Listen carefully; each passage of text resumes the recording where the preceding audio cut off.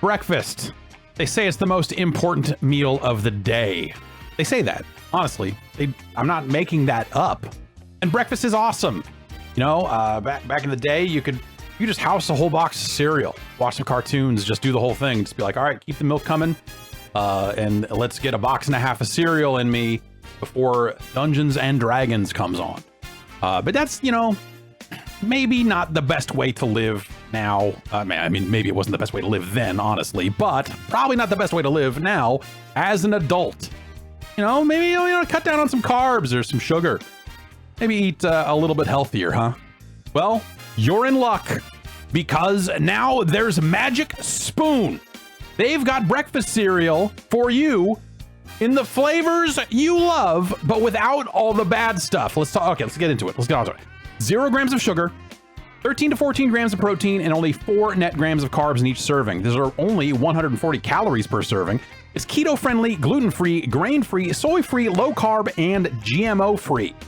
You got the variety pack. The variety pack has 4 flavors in it. You want to hear about the 4 flavors? Here they are: cocoa, fruity, frosted, and peanut butter. It's, you know, it's a good roster of, like, hey, you know, there's some protein in there, no sugar, all that other stuff. Hot flavors. They sent some of this over. I ate some of that peanut butter. Ate some of that cocoa. You can do it, you know. You can live. Is what I'm saying. You can live in a breakfast cereal world now because of Magic Spoon. Get your variety pack today. Go to magicspoon.com/bomb. And you can grab that variety pack and try it today. Be sure to use our promo code BOMB at checkout to save $5 off your order. And Magic Spoon is so confident in their product, it's backed with a 100% happiness guarantee. So if you don't like it for any reason, they'll refund your money, no questions asked. Remember, get your next delicious bowl of guilt-free cereal at magicspoon.com/bomb and use the code BOMB to save $5 off.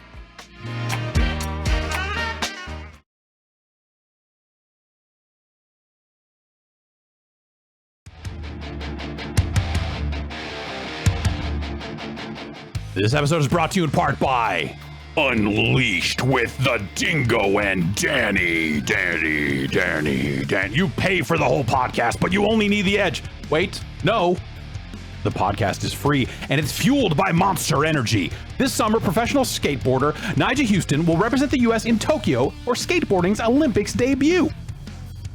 But for Naya, the real skateboarding happens in the streets, putting out videos, shredding with your friends, being in Thrasher. That's what it's really all about. Plus, he keeps a voodoo doll in his nightstand as a talisman, superstition, or secret keys to success. Hear for yourself by tuning into episode 1 of the podcast as Nigel breaks down raw street skating and living the life of the world's most winning street skater. Hosted by sports personality The Dingo and professional snowboarder Danny Cass, Unleashed is the alternative sports podcast you've been waiting for. Brought to you by Monster Energy.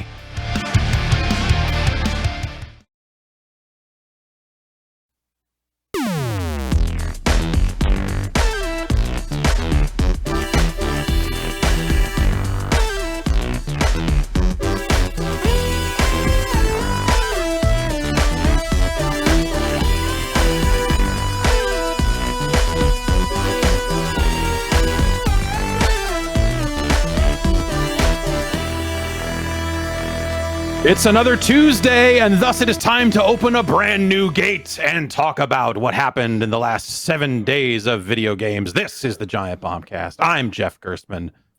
Holy crap, you guys. Jan Ochoa is here. How you doing? Good. We got to open gates. I didn't bring any of my keys. I have no keys. Is it a Bluetooth tappy deal? Hopefully, yeah. No, I think if you just log in and then complete a quest, I think the gate just opens. Do I have to send a headshot into the company first, and then they'll let me in? You have to shoot a lot of darkers, I think, and then and dark falls and all them, and then to complete the quest. And I think the gate will just open. I'm not actually sure how it works. Jeff Bacalar, how many quests have you completed over the last 7 days? Quest Watch. How many quests have you done over the last week? I got about Baker's dozen worth of quests under my belt. Nice. Which I believe is 13. Yeah, because it's one quest for myself, right? That's how it works. Keep one for you, and then 12 quests for the world. I think that's the right way to do it. Okay, good. Yeah. Matt Rory is here in full motion video. I am. FMV. I completed the quest that I started on Friday last night. Yeah, nice. Are you killing? Is it a zombie? Freakers have been eliminated. All right. Thank you, Freakers. Yes. Very cool. I'm so excited. Holy shit. Yes. Jason A. Stryker is out. Danny O'Dwyer is out with Dingo recording God knows what. And we're so lucky. I know, God. And we're here to hang out and talk about video games. I've got drilling going on behind me. I seriously can't hear anything. Good, and I'm glad. Yeah, don't worry about it. I can, and it's making me crazy. Oh, well, all right. Well, at least the gate's picking it up, blocking it out for us. I feel bad for your insanity, but yeah, we're fine. We're fine. Good. Wallace su baño nuevo. How was your new bathroom? It's fine. Okay. No honey bucket, right? That sounds good. Yeah, no, it's it is an absolutely acceptable bathroom for the process of make this bathroom acceptable in the event that someone other than me wants to purchase this house. It's not a bathroom. Like if I was making a bathroom for me, this would not be that bathroom. Yeah, you'd make the hole in the toilet that, you change the size of that if it was just you, right? Yeah, and it'd be in the very center of the room. Right. It would just be an open hole, Japanese style. Oh. And you can use all the towels, because I am sick and tired of having hand towels I'm not allowed to touch. That's my you have hand towels that you're not allowed to touch? In most of the houses that I've lived in, I have had members of the household say these hand towels are for display only, and they should not be used for actually doing it. What happens if you touch them? They just sort of like my grandmother would rise from the dead and probably send me back to hell with her. So that's lot to unpack there. But wow. Yeah. Also, wait. So this is like, these are for show. They're only for fashion, no function whatsoever. Yeah, and I mean they work. They're haunted. But we all have preferred towel textures, don't we? Like the ornate hand towels are like that weird, like they're too fluffy and they don't actually wick any water off your hands. Like just use the bath towels. I'll just use my legs. Use your legs, bare naked legs, water rolling off them. I love those guys. Bare naked legs. They're really funny. They're back. They're coming back in a big way. Oh God. The bare naked legs. Bare naked legs are back. Shorts are back in session. You ever shave your legs? You ever shave your legs though? For real? I have never shaved my legs. I thought about it, but I've never been a swimmer, so I never really had to. I thought wouldn't it be funny if I shaved my legs a couple of times, but never. Just like a goof. Really felt like, just like a goof. Like check out my sheer, nice, smooth legs, but it's never. I've been a front pocket wallet dude for a lot of my life, and after you wear enough jeans, that all that hair just gets naturally like abraded by the wallet in your pocket. That's where I have been. Really? Yeah. Really? Oh yeah. If you wear enough jean wallet pant stuff on a hot day, it'll just wear that hair away. You want to see? And you got some hair up high, huh? I do. I don't know if everyone else wants to see it. I would love to just see like a perfect rectangle of missing hair. Coming soon to Giant Bomb Premium. A perfect rectangle of missing hair. Episode 2. With just like the other side now. Like that's what I imagine it to be too, like a baby's butt, like super, like very, untouched in a nice way. Yeah, you just have that patch there. That's lovely. It rubs around, so it's not just like a little rectangle. And I've had pretty big wallets in the past, so it's imagine it. Put this image in your mind, faithful viewer. Like so wait, nude leg. But does that mean people who put their wallets in their back pocket have like a smooth butt patch on their butt? No, they have bad backs, because if you sit on your wallet, it's not good for you. That's what they have. I've learned that. Yeah. And they also get pickpocketed more often. Yes. Front wallet, man. Not Front wallet. Not if there's a chain on it. No, well, then you're point. just like you're just a ska listener to at that point. Then you're or a Final Fantasy protagonist. I think. Oh yeah. One or the other. Hey, I might love ska, but I still got my wallet. There you go. I feel like that should be on the wallet. That should be written on the wallet. That should be the name of a ska album. Is that too long? Too long for an episode title, you think? I might love Probably ska, not. but this wallet isn't stolen. That's just embroider that. Yeah, just embroider that, but like also, but make it as a hat and imply that the hat, but it still says wallet. Shit, I'll wear that on a Who t-shirt. knows? I'll wear that small paragraph on a t-shirt. I don't care. Right. Okay. All right. The new merch line is in there we go. motion. So Q3 pretty budget. excited about it. Work here is done, gentlemen. Yeah. All right. Good meeting, everybody. I'll see you tomorrow. I've never shaved my legs. I've had to have them waxed so I could wear ballet tights. I just wanted to get that in there. Yeah. Oh, okay. Yeah, that makes sense. Yeah, He was my guest leg starring hair on used to be thicker, and then I spent a few years wearing nothing but pants, and like I gave up the shorts life for a while, and it really thinned out my leg hair. Interesting. It will. Which is a weird. It's natural having friction. the pant legs for friction, just kind of rubbing them off, like when it was just like free and clear Rub you to be what it wanted to be. Like I feel like that hair definitely thickened up, but that's my Nothing to be story. ashamed of in any sense. I don't want to give anybody a weird like if you're No, if legs, it it's feels fine. It's good, totally natural. shave your Looks legs. good. Do it. Nothing You like know, watching a dude with very small swimsuits on with hairy legs. It's natural. Everybody loves it. Yeah, but if you're on the swim team, you can get like a quarter of a pound off if you shave all your body hair. And so if you're trying to make weight or in something or a quarter of a pound of hair. That was always the story. I had a friend who in high school who was on the swim team, and he had to. I think he actually quit the swim team. But Robin it was Williams the over there. Yeah, the idea was like, okay, you've got to get rid of all your body hair because you'll get a quarter of a pound off. And I thought it was more like water resistance flowing over the body. That as well. Yeah. Yes, I'm curious definitely about that kind of stuff because it always seems like that would be such a small. I guess if you're at a high level of stuff, you want that 0.5% impact on your output. So, yeah, that's like a the high thing in school the swim Olympics. team, you're definitely like going to go all the way for a fucking high school swim team. Yeah.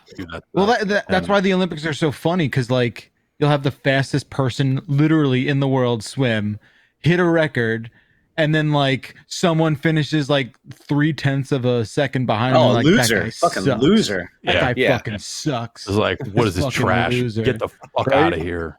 Ugh, And then no God. one ever knows this person Go ever drown. again. That's it. Yeah. Yeah. Why don't you just stay in the pool forever and start No breathing subway underwater? deal for you, asshole. Yeah. All that practice worked out real well, didn't it, Jeremy? And 3.5 years doing what? Swimming. Sounds nice. Mm. I'm Good getting luck into in swimming. college. I'm getting into professional swimming. I've decided that I just want to hang out in a pool. I don't intend to win, but if I can get the government to pay for my training to hang out in a pool, does the government pay for Olympians to train? Probably not, right? Yeah. It used to be much like once you more get good. Yeah. Yeah. It used to be before it was before the amateur rule was lifted. I don't think governments could subsidize it, which is why the Soviets were always so amazing because they did not care about that at all and just paid all their athletes $1 million. So, but I think the U.S. rules before the rules on amateurism were a little more complicated. But not my area of expertise. One of the why few. not? Well, now I'm going to be the Mitch Richmond of professional swimming. Mitch Richmond. I don't know who that is. He was a basketball player. Okay. What are we doing? Shaving I legs. don't know. Speaking of the Olympics, sure. All right, let's shave legs on camera. I'll go get electric and we'll just trim down. And do you think Sonic would be faster without hair? Swimming or running? I think the idea is that his spikes hair? the quills are like aerodynamic. Yeah. And It's like a spoiler for a car, you know? Yeah, I mean he's got he more is a fur, I think, right? There's a fur shader on the later versions of that character, so there is something there that you could probably shave off. But I hear he's I an don't like Olympian looking at- this year. Yeah, he got in somehow. I think he's juicing. and didn't shave, so I mean, I guess like I It don't doesn't matter. like looking at Sonic from the back when he's got those like weird quills in the back, and it sort of looks like one of those like new age like sink sponges or something like that. It's very upsetting how there's like only 4 big blue sort of like things coming out of the back of his head. Saying he looks like a loofah, like you want to grab Sonic and just rub him in your like taint area, just like I gotta scrub this out. And that's very specific. I'm trying to exfoliate here. Give me this blue thing. I mean, I feel like, yeah, if I was, blind in the shower, just sort of grabbing at something and Sonic was on my shelf, I'd pick that up maybe and be like, well, this will do for cleaning, my junk. That's fine. Hit the back of him, the back side of him. No, I hear you. Yeah. Hey, you want to, Sonic the Hedgehog, you want to hit it from the back. No, I get it. I get what you're, I'm picking up what you're putting down. Man. Could not be more clear. Could not be more clear. Exactly. All right. Well, add this podcast to the list of podcasts containing people who want to fuck Sonic the Hedgehog. I know that it's a prestigious bunch. There are millions of us now. Yeah. Okay. Sure. All right. You said it. You said it, Jeff. What else? What do you think Come Town is about? All right. I know what Come Town is. Isn't that a podcast? It's about having sex with Sonic the Hedgehog. I'm pretty sure. I've never heard an episode, but it would have to be about that, right? I mean, you wouldn't name it that if not.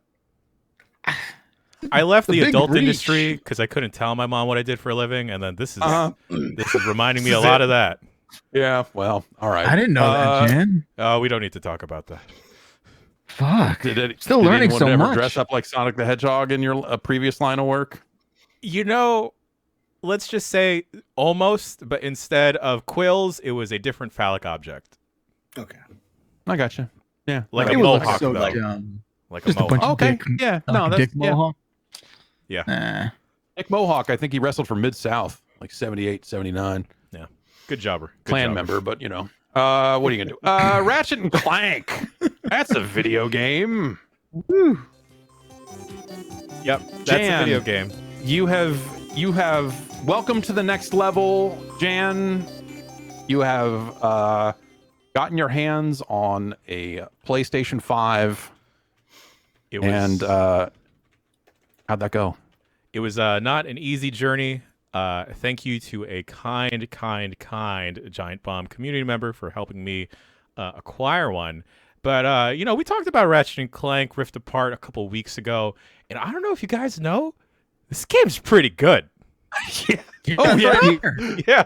Like, Backler, I think you were talking about it, that this feels like the game that Insomniac has been trying to make for years, but haven't had the technology. And, we could see that go so many different ways once a creator has access to, like, the tools they need, right? You get in episode 1 a Death Stranding, or you get this game, right? Yeah.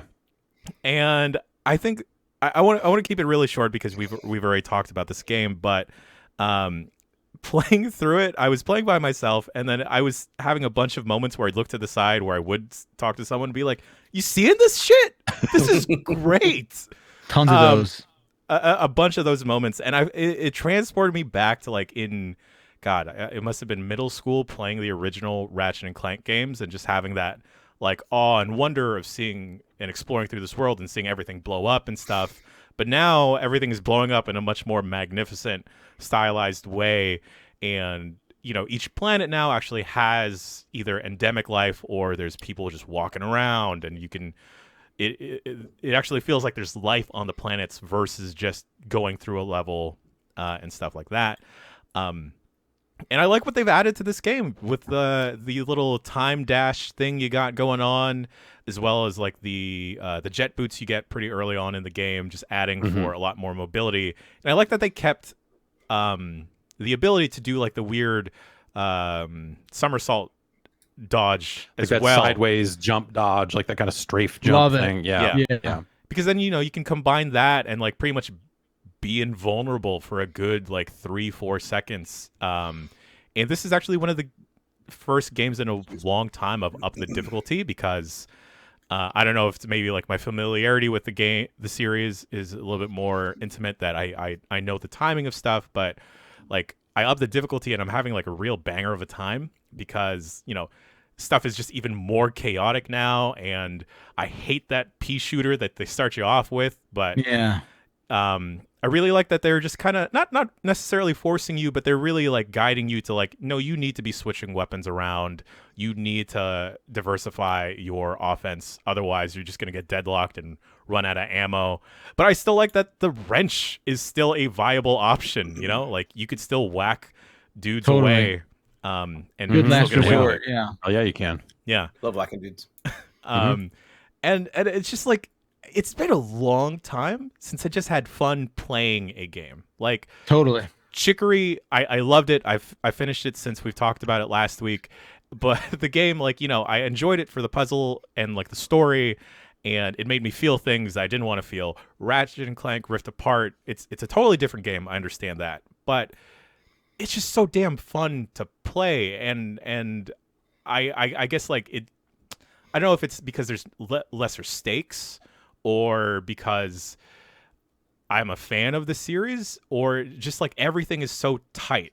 It was so well designed from the get-go. And I thought I'd get kind of like stuck with, you know, since a lot of shooters have moved to the like aim down the sights model and then shoot type of deal versus just shooting from the hip. I thought I'd get stuck in that, but then I guess like my muscle memory wound up kicking back in, and then just having a damn fun time. And I remember Ratchet and Clank, I believe Deadlock was the title. It was kind of like an arena shooter style game for the PS2 that had multiplayer.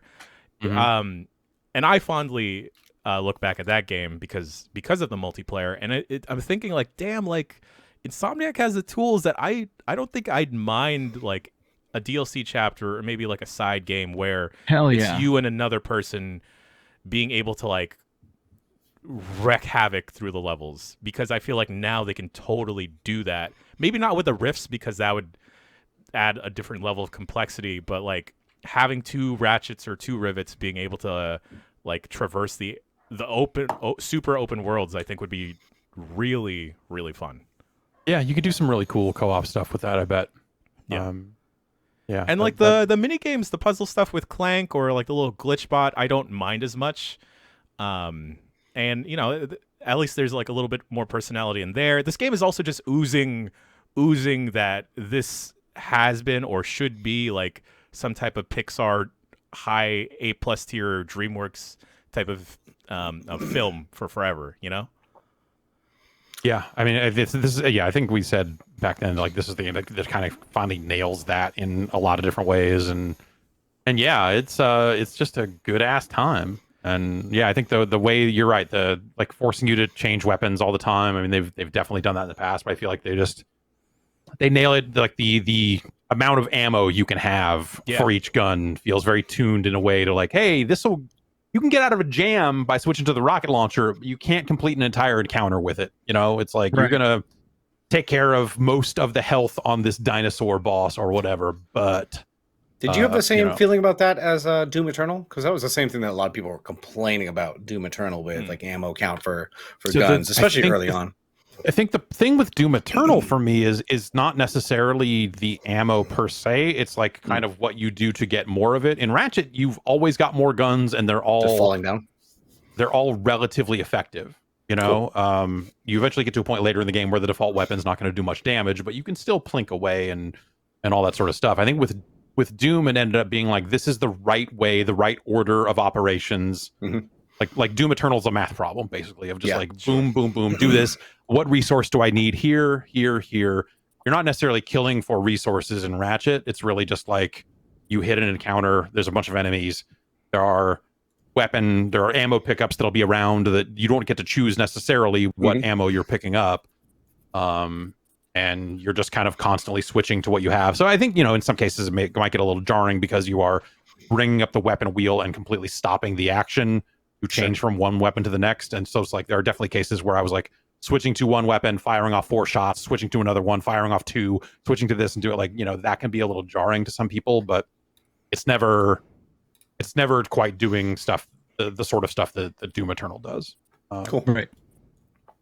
This is a PS5 exclusive, right? There's not even out on PS5. So Jan, what do you? I mean, now that you have a PlayStation 5, have you messed with anything else on it? Like, what do you? Is it like? Well, shit is big, right? With the it's huge. That stand, now I understand the outrage with that stand. Like, why? Dude.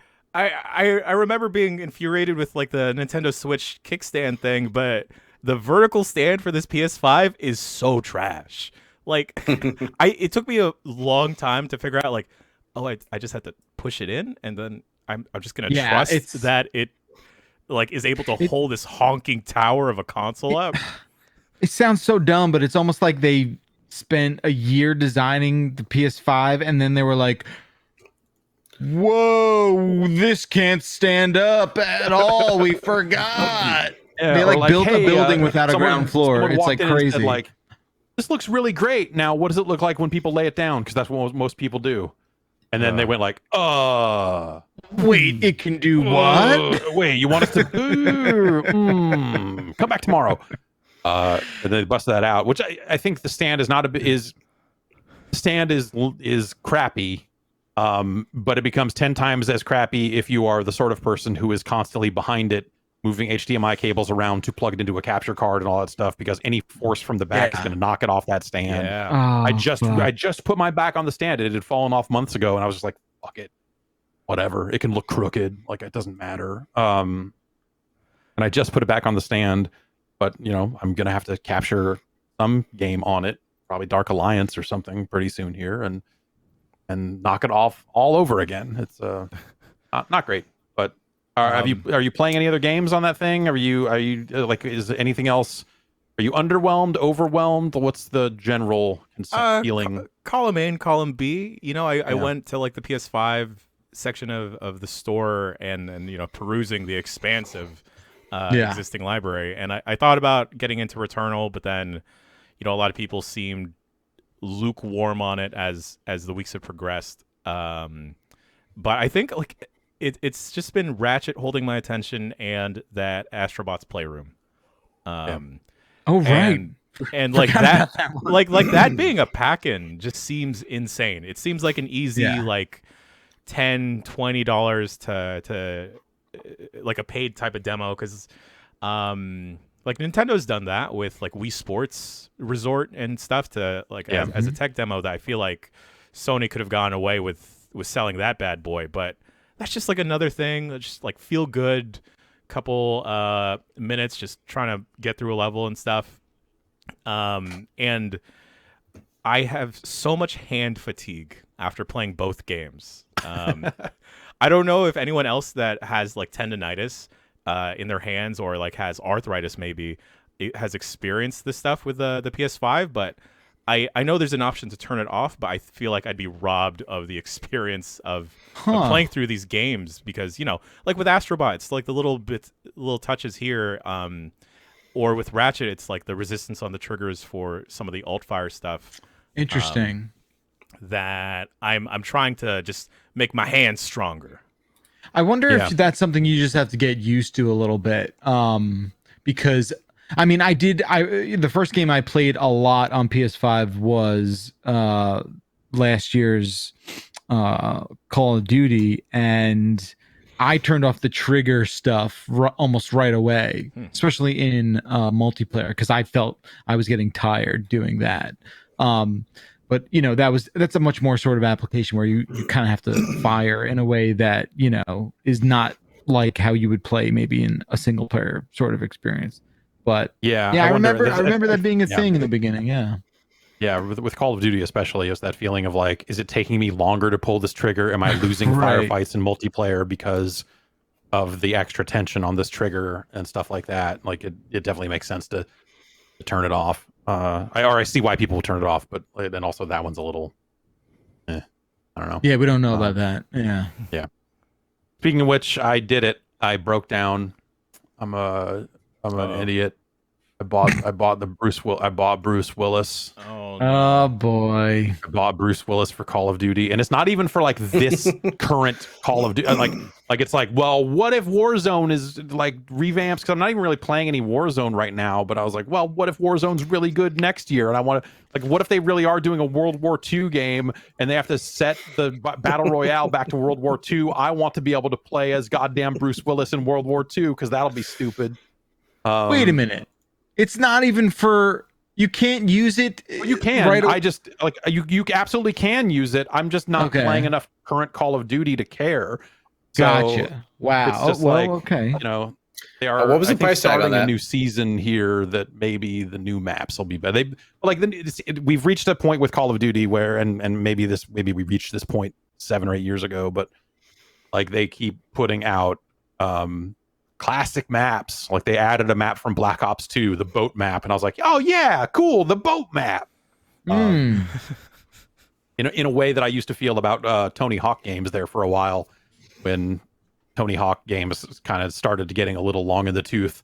And you're like, yeah, but they put the warehouse from Tony Hawk 1 in here, and you're like, okay, I want it. All right, let's check it out. Like Call of Duty has definitely been on that same track for a good long time. But yeah, I just and yes, Bruce Willis is $20.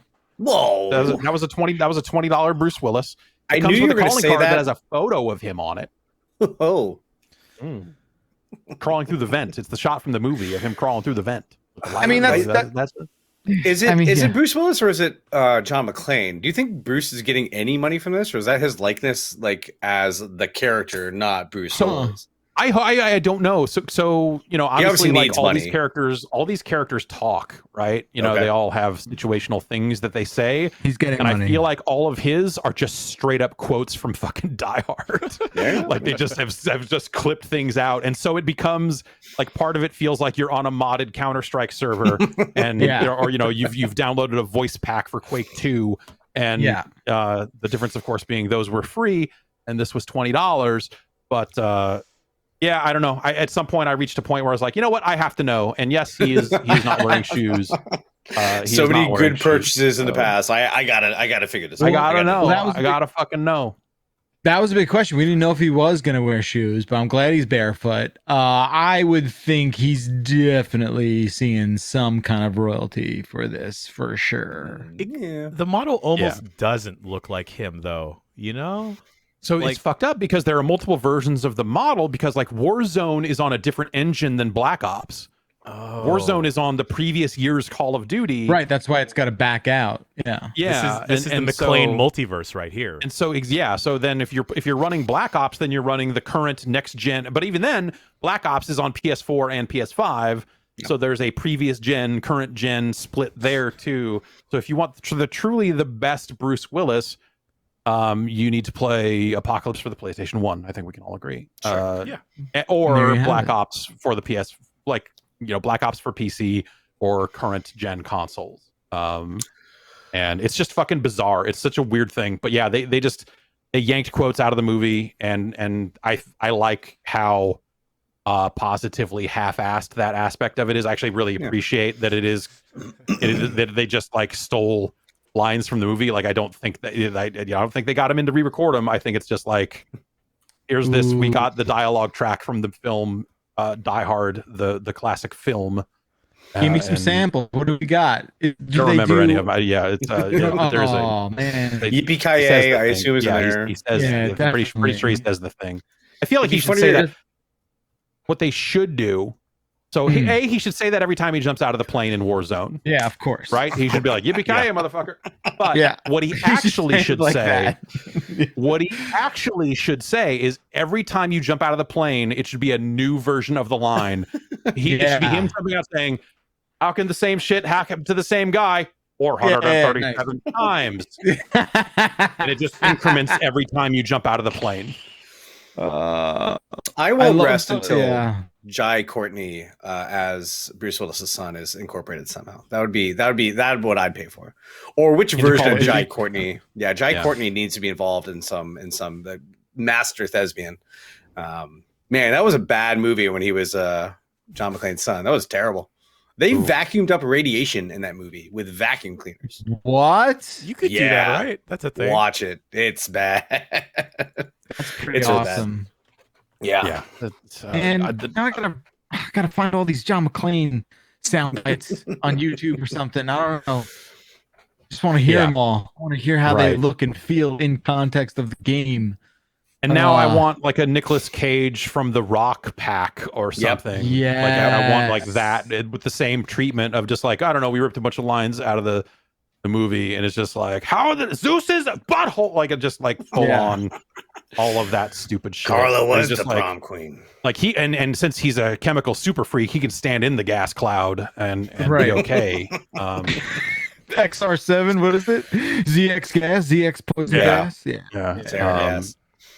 So all right, okay, great. All right, we've come up with the next skin pack for that was easy. for Activision. Congratulations, and we'll Jai take, Courtney versus Nicolas Cage. See which one sells better. Yeah, let's Yeah, just I wonder. see how it goes. I don't know. What would you rather have? Would you rather have the Nick Cage Rock pack or Nick Cage Face Off pack? I kind of think there might be more gems in the Face Off pack. I think the Face Off pack would definitely be weirder, but because in that one you would, he would be like, every time you jump out of the plane, it would be like, be sure to stay away from downtown. It's going to be smoggy. You'd get like that. Just completely absurd. And would he do the like fucking hand on knees, like when he's dressed up as a priest? Like, would he do that whole thing? So much mocap will have to go into this. Okay, great. All right, just if the next 10 characters for Call of Duty could be different Nicolas Cage characters, then I would keep buying that stupid shit. I'm that idiot. Who's that idiot that would buy that? I'm that idiot. Turns out. Anyway, Tunic. There's a bunch of demos out right now in the wake of E3 and the Steam Summer Fest, Steam Next Fest, and all this other stuff. Bacalar, you spent some time with Tunic. We have thought of it as not necessarily 100% seriously, but I believe if you type in Zelda like a fox into the search box, Tunic will come up. I think that is still in there. But I have not checked this new demo out yet, but I've seen people say like, man, it's like The Legend of Zelda meets Dark Souls. And is that accurate, or is that just everyone has such a strong desire to say it's a Souls-like about every game now? What's the story with Tunic? I think it's all accurate. I think everyone is correct and wrong and valid at the same time. But it is definitely, I guess the only explanation of why a thing is now a Dark Souls thing is if you die and your loot stays where you died, right? And then you somehow like respawn at some centralized location that some sort of checkpoint. And that's kind of what happens in Tunic. It's super cutesy, isometric, 3D world sort of stuff, and it is difficult when you first kind of get going and realize like, oh, I have to be really careful with the enemies that I fight. The demo is short; it's only maybe about took me maybe about an hour, and then once you kind of now that I know what to do and I could kind of finish it in like 15 minutes because you basically are going through this loop and you're learning how to deal with groups of enemies, and you are getting you go from grabbing a stick as a weapon to a sword, and that changes a lot of stuff. But yeah, like it is that loop of, okay, I have a better idea of what to do now when I face this group of enemies. I'm going to come back and respawn from that central spot. All the things you do in the world sort of stay put. So if you lower a bridge and then die, that bridge stays lowered. Cool. And that helped with a lot of shortcuts and not driving you completely insane of having to, the task of like redoing a lot of that stuff, which I don't know if that's like a one-to-one with all the Soul stuff, but it's certainly, certainly makes it for like, oh, this trip around, the block again is not going to drive me crazy. So I appreciate that sort of stuff. But it seems like it is, I know they say the demo is just sort of like a remix of what the actual game is. So I'm curious to see like what kind of different environment you're going to get there. But I had a lot of fun with it, and I definitely see myself wanting to dive a lot deeper in, the sort of stuff they do. The combat's kind of interesting. It's got a system where you do kind of turn invincible when you dodge for sort of a second, and timing those hits with the dodge is a skill you're going to have to learn pretty well. The lock-on stuff feels really good. And then there are inventory items that you pick up in the world, and you basically get to like bind them to one of the face buttons at your preference. And yeah, it's really super slick in its presentation, and I'm digging it. Definitely digging Nice. it. Yeah. I played that a while back, but yeah, I haven't played the new one. I think all those demos, I was looking at my Steam library. I think a lot of them are available until today. I'm not sure if they all become unplayable at some point, but there were like 700 demos for mostly indie games on there. Yeah. Downloaded a bunch, haven't played a single one. Nice. I feel bad. Getting it done. That's okay. It was a nice weekend here in the Bay. I was outside. I was living my life. Yeah. Sorry, no, I was out of town. I got a sunburn. It sucks. Oh no. I know. Yeah, I burned. I think we were just talking about how easily I burn, and then Yeah, I mean, I hear someone get sunburned. I'm just like, I'm sorry. I feel for you. Yeah, no. It's my right arm and the back. I don't know how I got half a sunburn. Right but, because usually when you're driving, it's the left. So I don't exactly. know. Yeah. So I don't think it was a driving sunburn. Like we ended up stopping earlier than we thought. We're driving family across the state here and ended up stopping, and then we're like stopped for the night, and I was like, oh, there's a beach here, let's go hang out on the beach for a little bit. And that was long enough for me to just completely burn half my body, that sort of stuff. So sick. It happens. Tunic sounds rad. I want to give that a go if there's still time, but we'll see. Game Builder Garage. Yeah. I spent some time with this. It's Nintendo's game making software. I've seen some folks liken it to like very early, very simplified take on like the Unreal Engine blueprint system in some ways. And it's got a ton of tutorials. So I went through the first tutorial and like made a really crappy tag game, and then was like, okay, let's see what some other folks have made. The online sharing stuff is really, really poor in there in terms of like finding, like, it doesn't have any means for you to just like discover user created games. Like there are like game specific friend codes for creators that you can punch in, and I think you can follow them, but like there isn't even a Mario Maker style like show me what's popular. Like there's like someone built a third-party website, which is, what is it? It's mygarage.games, and that's a like third-party directory where people are just submitting their games to it, and that's a good way to find some stuff. But yeah, there's almost no in-game mechanism for. That was how we found servers on Quake in like 1996 for a while there. That seems insane that it is. Joined a web ring and you just like hit a random site on the web ring and scroll down and it said this server is up and there are 2 people on it, and you're like, okay, let's check maybe. It out. Who knows? By the time you got on there, they're always gone. So, but what I don't get is like these are lessons they've learned. Like these are learned lessons. This is not a thing where it's like, well, we're putting out this brand new thing to the world. It'll be organic and living and breathing. We'll figure it out. And like, no, they know what to do. I think Nintendo knows exactly what they want to do, and I think sometimes they get dragged kicking and screaming into doing it closer to correctly, and that's how you end up with something like Mario Maker, where it is better, but it is still not ideal. It is still not fully modernized. It is still not good. And I really feel like this is Nintendo at its most Nintendo-like solution when it comes to this stuff. I think that, you have a lot of people making decisions on these games that just are like, it feels like they're afraid of the internet. Like this feels like an extreme case of like, well, someone might draw dongs in these games, and so we have to keep the kids safe.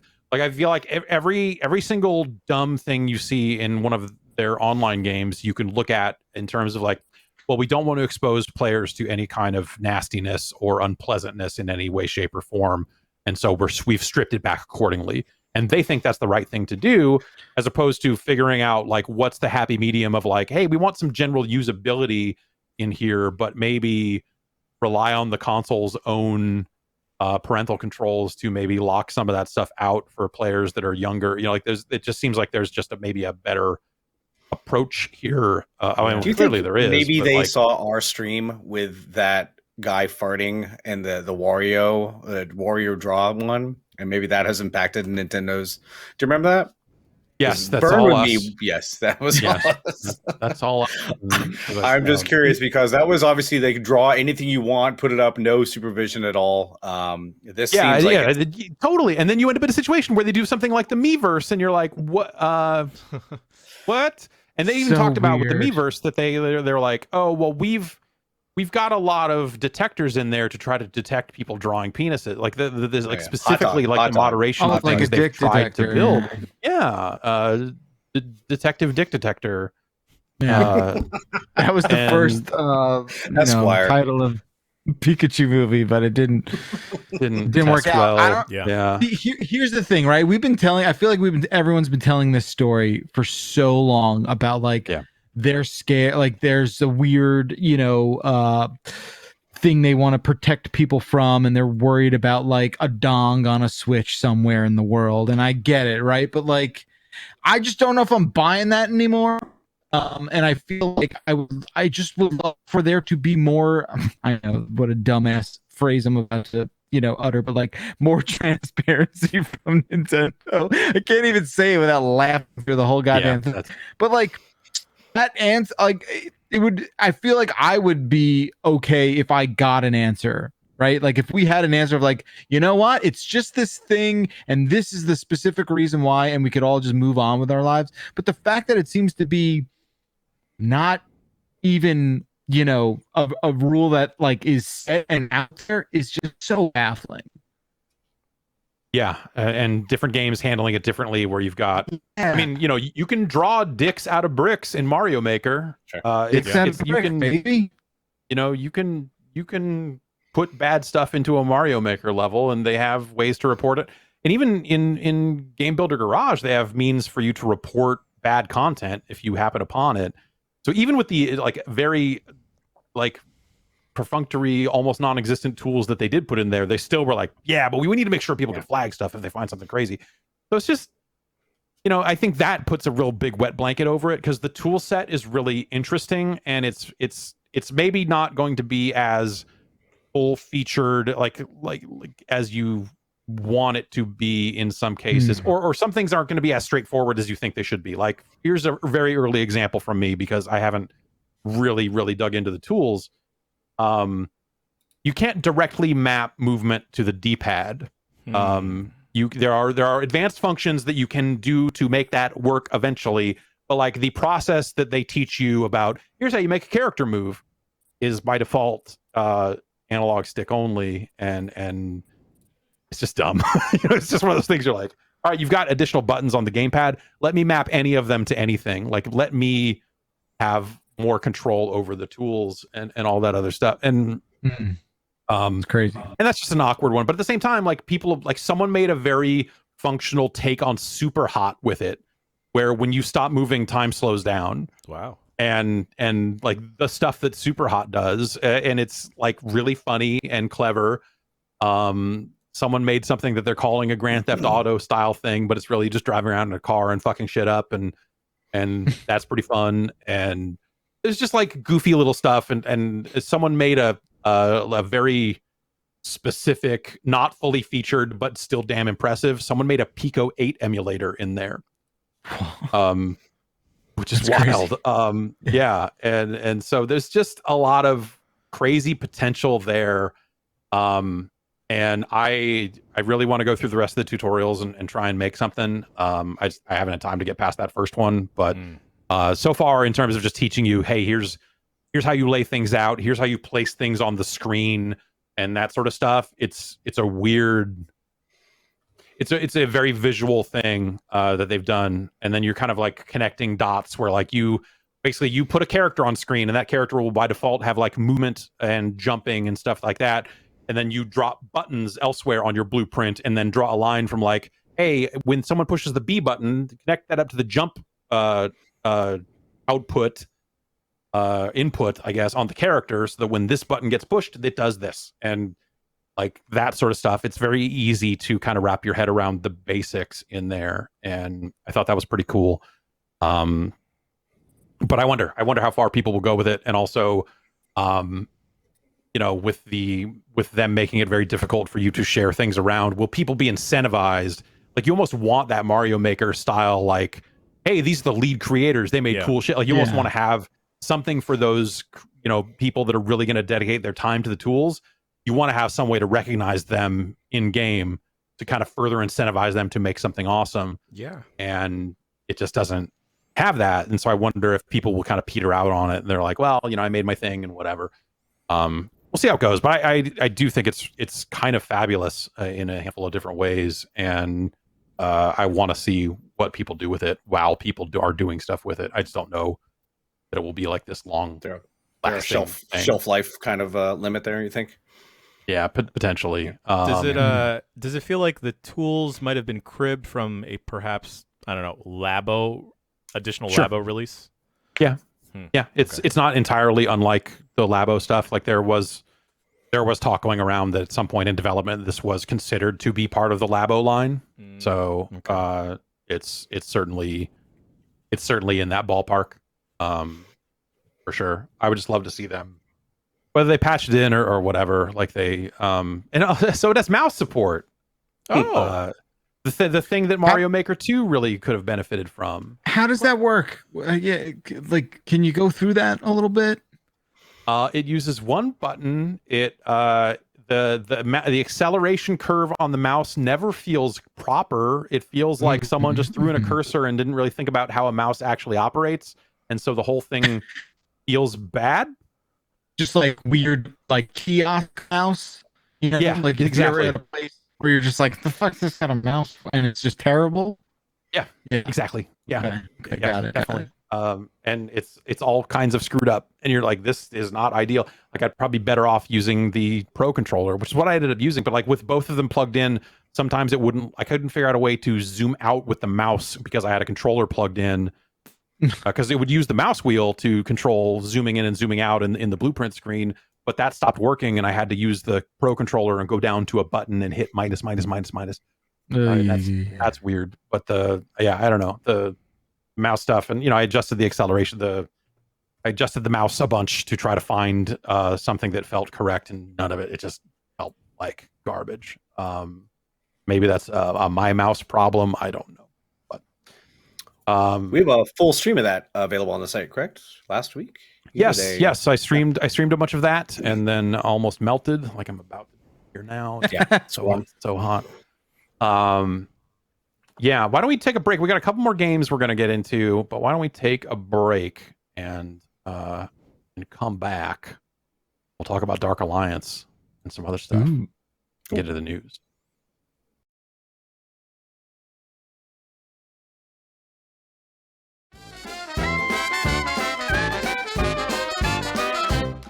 All right, you probably have a cell phone. You probably got a wireless device, right? So you're probably familiar with this, that there's always some kind of weird catch. There's always some kind of weird contract. With Mint Mobile, the play here is no catch. Wireless service starting at just $15 a month. That's the secret sauce. They don't have, these locations. They don't have people there. You don't have to go sign in and then wait for them to call your name and say, hey, I want to buy a phone. They don't have retail stores. It's all online. So all those overhead costs that get passed down to you in the form of mystery fees are gone. Nothing. Boom. Pow. Mint just passes the sweet savings direct to you. That's right. If you're looking for extra savings, Mint Mobile offers premium wireless for just $15 a month. All the plans come with unlimited talk and text and high-speed data delivered on the nation's largest 5G network. You can use your own phone with any Mint Mobile plan and keep your same phone number, all your contacts, all that stuff. If you're not 100% satisfied, Mint Mobile has you covered with their 7-day money-back guarantee. Switch to Mint Mobile and get premium wireless service starting at just $15 a month. To get your new wireless plan for just $15 a month, and get the plan shipped to your door for free, go to mintmobile.com/bomb. That's mintmobile.com/bomb. Cut your wireless bill to $15 a month at mintmobile.com/bomb.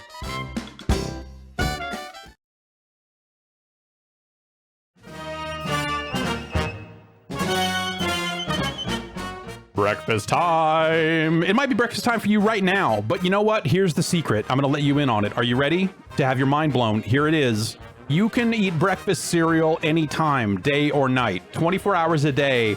That is the right time for you to enjoy breakfast cereal. Within reason. Because let's be honest here. A lot of these breakfast cereals, not the healthiest food in the world. So if you're going to sit down at, like let's say like 11:45 a.m. on a Tuesday, if you're going to sit down at 3 in the morning on a Thursday, maybe don't want to just slam back a whole box of cereal, because it's just full of stuff. Guess what? There's something else. It's Magic Spoon. Magic Spoon has all the amazing flavors you love, but without all that bad stuff. Let's break it down. Here's what you get with Magic Spoon. 0 grams of sugar, 13 to 14 grams of protein, and only 4 net grams of carbs in each serving. There's only 140 calories per serving, and it's keto-friendly, gluten-free, grain-free, soy-free, low-carb, and GMO-free. You get a variety pack. The 4 flavors in the variety pack are cocoa. All right, cocoa. Fruity. I see what you're doing there. Frosted. Okay, frosted. And peanut butter. That's solid. If you're looking at the archetypes of cereal, if we're building like a pantheon of what we think of as sugary breakfast cereals, cocoa, fruity, frosted, and peanut butter, I feel like are pretty solid there. They sent this out, and I tried some of the peanut butter, messed around with some of the cocoa, messed around with some of it's cereal. It's cereal. They send you cereal, but look at those numbers. They're different. It's not full of a zillion grams of sugar. It's filled with 0 grams of sugar. That's something. That's nice. That's real nice. And now you can get in on it. And there's a special deal. Go to magicspoon.com/bomb to grab a variety pack and try it today. You can use our promo code BOMB at checkout to save $5 off your order. And Magic Spoon is so confident in their product, it's backed with a 100% happiness guarantee. So if you don't like it for any reason, they'll refund your money, no questions asked. Remember, get your next delicious bowl of guilt-free cereal at magicspoon.com/bomb and use the code BOMB to save $5 off. Wow!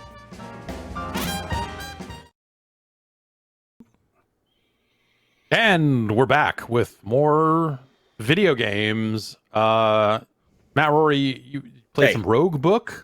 I did. Roguebook. I started this up last night. I've been re-following it for a while now. It's one of those games where they throw Richard Garfield's name from the creator of Magic the Gathering into the description, which they seem to do every time. Creator of the Dota card game comes. Creator of Artifact, yeah, great. He's made dozens of games in his career, and some of them are good, some of them are not so good. But I'm always interested to see what he's working with because I play Magic every day. It's still one of my favorite games of all time. So Roguebook is one of those deck building combat games where you have a little deck of cards. As we'll might see a little bit here. Yeah, there it is. Richard Garfield, the creator of Magic the Gathering. It's a kind of a 2D party-based system where you are drawing cards from a deck, shuffling them up every turn, trying to attack your opponents, trying to get through these little encounters. And I've been kind of curious about these kind of games before. I haven't liked many of them. Like, I wasn't a huge fan of Slay the Spire or I never played Monster Train. A lot of these games I find the art off-putting, especially in Slay the Spire. It just never clicked with me. This at least has some kind of it has an overworld kind of exploration aspect to it.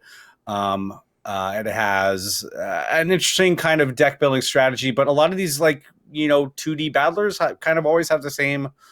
You either attack or defend. You can see when your opponent's going to queue up an attack. That's when you defend. Otherwise, you keep on attacking, try to heal, try to find items in the overworld. I haven't played a huge amount of it, but it is. It kind of launched in a not to say bad spot, but it launched with paid DLC that made the game easier, which they had to immediately apologize for because a lot of people reviewed them very poorly. I thought it looked interesting. It's not that they have rolled that into the main game and offered refunds to anyone who purchased it. Right? Yeah. Anybody who purchased it got a refund or can get a refund automatically. If you bought the deluxe version of the game, though, you have to refund the entire thing and repurchase it to get it at the reduced price. So they really stepped into it right off the bat. Reviews kind of took a hit from that. It seems kind of basic in terms of gameplay. The overland exploration is kind of neat. But there are so many games of this ilk. I liked another one recently called Trials of Fire, which also had like an overworld exploration and like a card-based shuffling thing, multiple people in your party. But honestly, I we might take a look at this sometime later this week. But I really think that of all these games in this style, I really like Fights in Tight Spaces is still something I'm really looking forward to. I know it's still in early access, but I think the look of that and the feel of that is really the best. Like, it's not based around a lot of card deck building, but it is still the same card optional thing. But I think I'm still just chasing that dragon, trying to get back to Metal Gear Acid 2, which it just is the perfect example of this kind of gameplay, and nothing has come close to it for me. But Roguebook is interesting. It's $25, which feels steep. It definitely has like kind of a mobile UI kind of thing going on, where it's definitely going to come to other platforms. The tutorial is pretty bad. It doesn't tell you what to do. It just kind of says, "Hey, walk over here." Like, what button is that?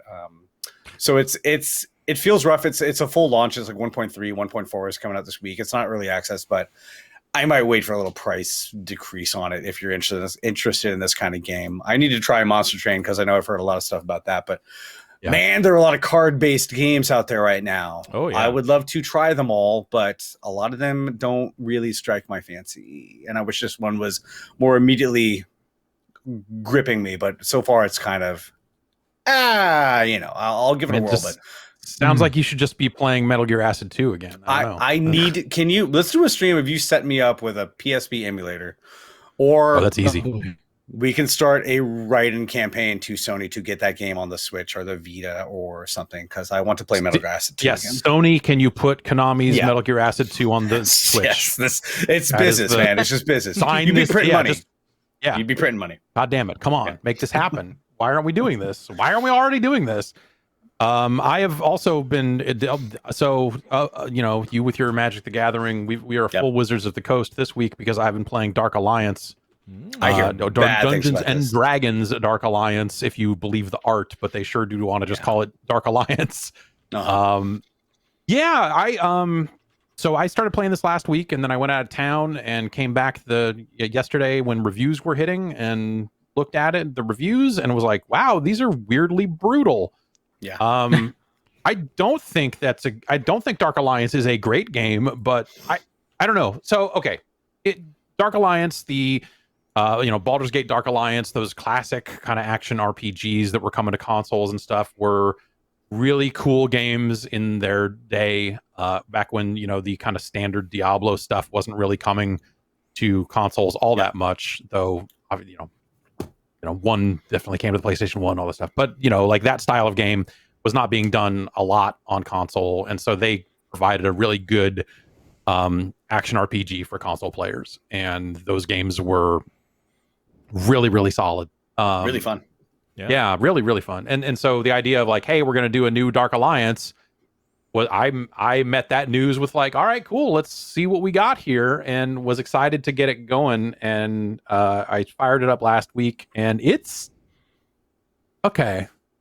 It's like someone took the bones of an action RPG, but then also was like, man, these Dark Souls games are really popular, so we should probably put our attacks up on the triggers because that's the hot thing people love to do.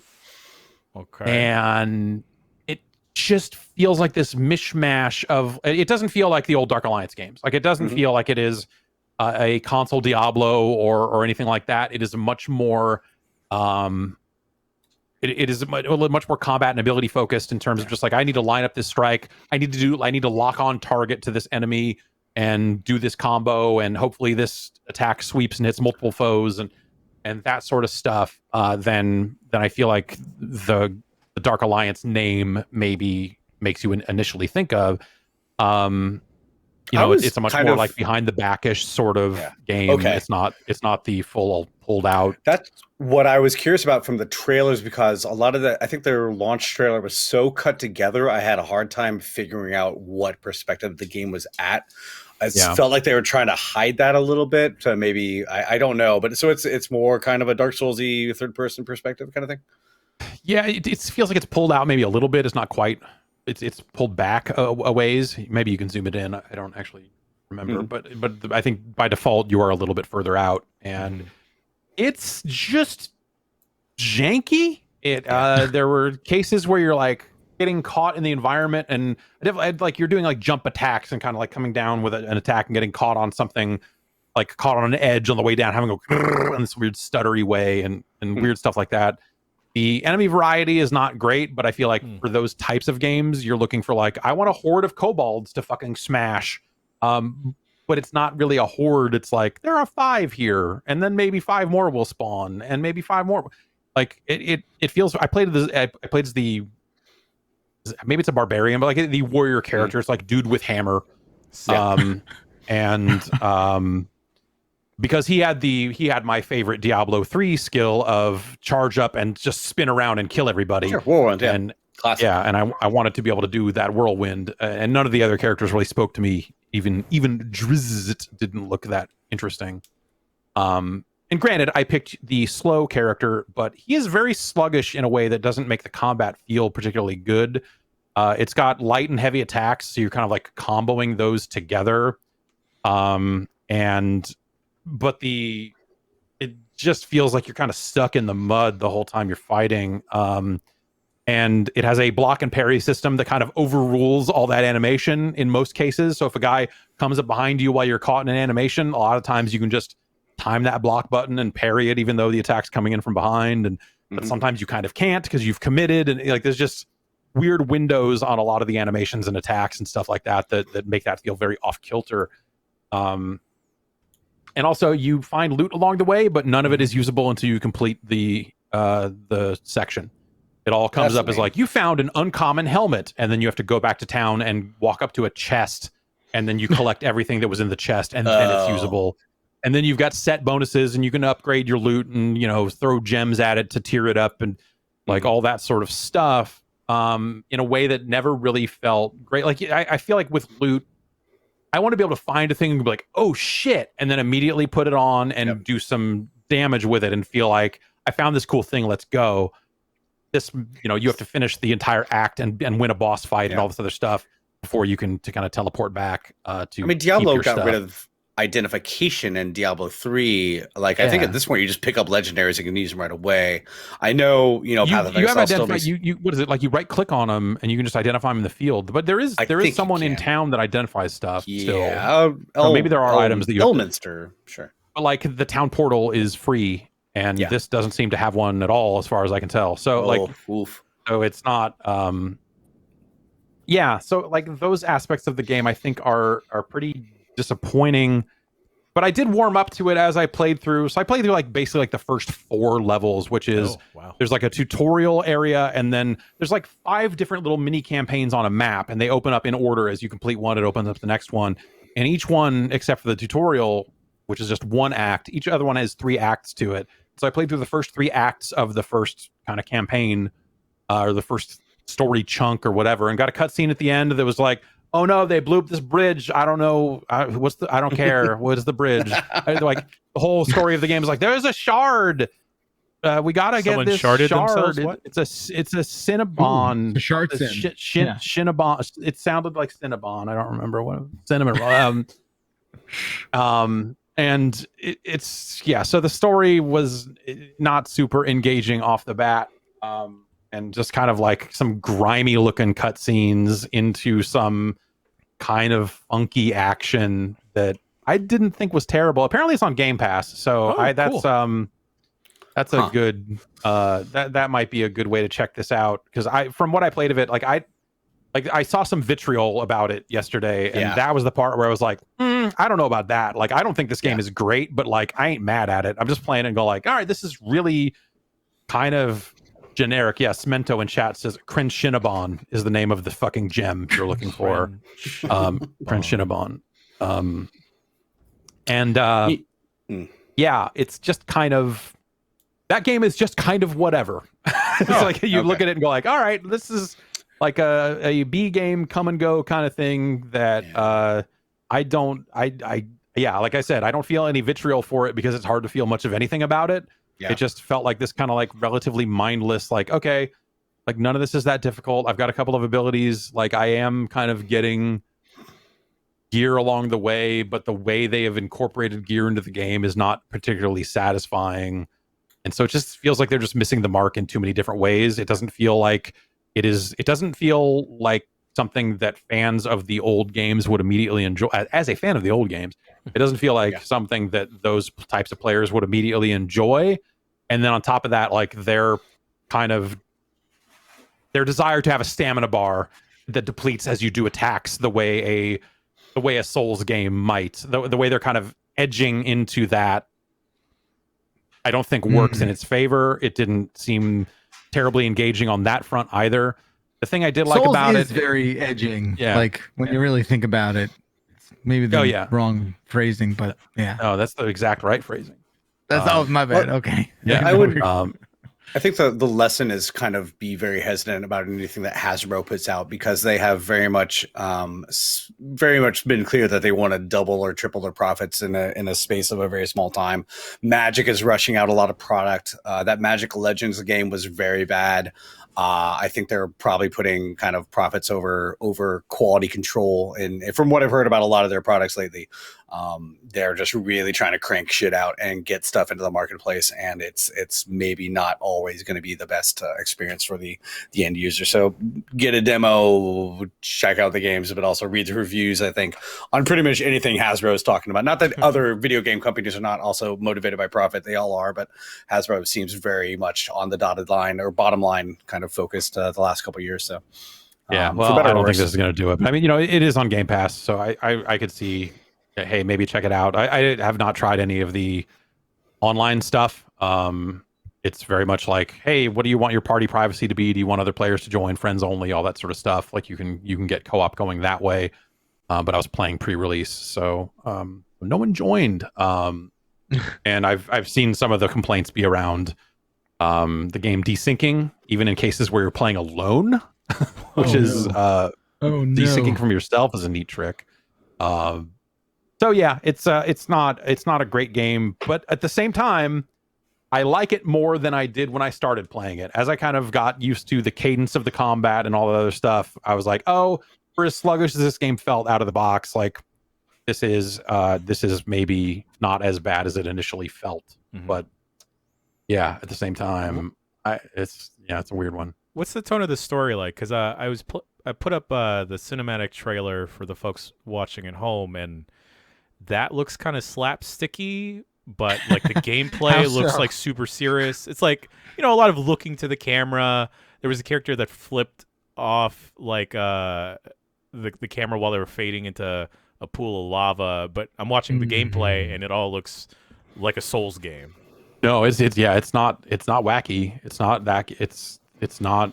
I have not seen any attempts at comedy. Any deliberate attempts at comedy, I guess, but like, no, there's like a shopkeeper who was mouthing off, and you get back to, because after every mission you go back to the same central hub that is like, here's the chest that I go to get my loot, here's the map where I pick my next mission, here's the shopkeeper where I can sell shit and upgrade. Also, no way to mark loot as junk and sell it all in bulk. You have to sit there and hold the button on every single piece of loot to let the fucking meter fill, which is like, what are we doing? It's 2021.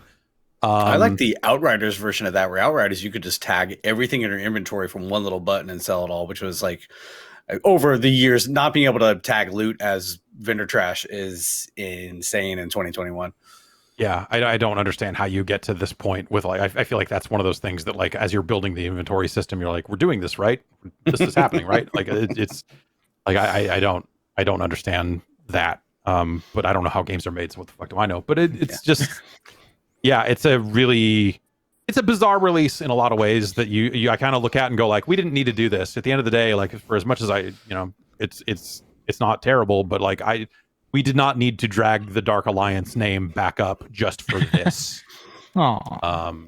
This is not that game, and it's not even it does not feel like a worthy successor to the name. But I don't know, give it a shot if it indeed is on Game Pass. I've been playing it on PlayStation 5. And I guess the other point I'll say there's, I don't think it looks particularly good. Like very kind of muddy texture, like that sort of stuff. Like, doesn't look in line with what you think of as a PlayStation 5 game. It's like Godfall without the particle effects. It's like real kind of grimy in some ways. That might be a selling point. Who knows? Yeah, I don't know. Maybe someone loves that dirt. And if so, maybe that's for you. Why don't we get to some news? How about that, huh? Yeah. How about those news? How about those news? Headlines from around the world and back again. This is the news. Cyberpunk 2077 is back, baby. Oh, Here we go. Yeah. Woo! Get it while you can. Get it unless you have a base PS4, because everyone involved, this must have been some language that I feel like CD Projekt Red and Sony must have agreed upon, because both of them on Twitter were like, we don't think you should play this on a base PS4. We suggest you have a PS4 Pro or a PS5. Wow. Which is like kind of crazy. Yeah. Because if you can still buy it. According to Kotaku, who put some of that through his paces, I guess it is on base PS4s, it is not consistently hitting 30 frames per second. It was off the store for like half a year. Yeah. You know, it's damn near July. Kind of just took a lot of pedestrians and cars out of that base version to make it run at all, is what I heard. I haven't checked it out myself, but they took Keanu out just to make it run. It's just the gold. He's too hot, man. He was overheating. Just his floating hands. Is that what you said, Jan? Yeah. So that was a real, God, remember that? What a real mess that was. It really felt like that maybe CD Projekt Red kind of threw Sony under the bus, and Sony seemingly had the response of like, oh yeah? Well, check this out. How about we don't sell your game for 6 months? See how that does it. Check this out. Poof. Yeah. That seems like how that went. I've been considering picking that up on PC, but I think it probably needs. I heard the PC version, if you have a 3080, is probably mostly fine, but I'm still thinking probably I'll come back next year or never. So more likely, as part of my cavalcade of games to try with a 3090. Now that I have a 3090, I reinstalled Cyberpunk and turned it all the way up and ran it, and I don't. That game doesn't look great. I still don't think that game looks great, even with everything turned on and turned up and all that sort of stuff. There's just something about, But also, they, like there's stuff like where you're spawning your motorcycle and it like spawns inside or like rams into and appears inside of another NPC vehicle, and you're like, what, Like that. So I played like half an hour of it and went around and did some side quests and stuff that that I didn't do. It was my old save from when I finished the game, and was like, hey, this still is funky in just enough ways that you're like, this still needs work. This is still not what it needs to be. And I tried to. That's the PC version. Yeah. I played that game on a 3080. I tried going back maybe like 2 months ago, and I just could not muster enough momentum. I think the novelty, the honeymoon for me wore off real quick. So it is just, I don't know. I think it's just a thing I'm probably not going to touch again. But Rory, go for it. I Rory, might. just dive right in, dude. Yeah, we should. It's it's not like a terrible game, and it almost certainly has to be better than it was. And now they've got if you look at PSN, if you look at the Sony store, they have that language there right on the store info page. Important notice: users continue to experience performance issues with this game. Purchase for use on PS4 systems is not recommended. For the best Cyberpunk experience on PlayStation, on PS4 Pro and PS5. Yeah, pretty dire. That we're this far past launch and they still have to say that. Yeah. Somebody pointed out that you can play GTA 5 on a 360 if you want to. That game was with development for 360, but somehow for Cyberpunk's lengthy development process, can't even run on the console that was the mainstream console for most of the development process of that game. It's kind of stunning that this is still an issue, but Yeah, I don't know. I mean, because it's not really a GTA. It's more of a Fallout. It's more of like that style of game, but in a city with cars and stuff instead of not. But it feels like it like maybe that's just a better comparison point. In terms of just like, hey, you've got quests that can go a number of different ways, and this one went wrong here, and this went wrong here. Just a lot of places where the game can break, and it broke in a lot of them. So I don't know. They still have patches planned. They're still chipping away at it, I guess. But it's just, I wonder if getting back onto, I guess like the next push is like when they get the native PlayStation 5 and Xbox Series X versions out. Presumably that would be the time when they try to get behind it again and maybe try to market it again and maybe try to put some of this stuff behind them. But with this having been like, here we are 6 months later, still talking about the ways in which the game continues to be broken and how they have multiple patches planned and all this other stuff. Like that stink has to linger. I don't think they'll be able to successfully push it out on new consoles and make people forget about everything that's happened since then. This is really it's a damn near unprecedented situation. It's really fucking crazy. Hey, Dead Space. Hey, Ooh. What? I like Dead Space 3. Give me that. They should make another Dead Space, and it sounds like they are. I think it's been kicking around for a little bit, and yes, it sounds like at EA Play on the 22nd, according to GamesBeat's Jeff Grubb, EA is planning on announcing a revival project, not necessarily a sequel or anything like that, more of kind of a, I believe it would be a reboot type of situation, from what I thought I heard. But this is maybe coming from Motive, EA Motive, which is the team that was meant to be kind of a story studio and focusing on the kind of rich storytelling type stuff. They also did Star Wars Squadrons. They were part of that.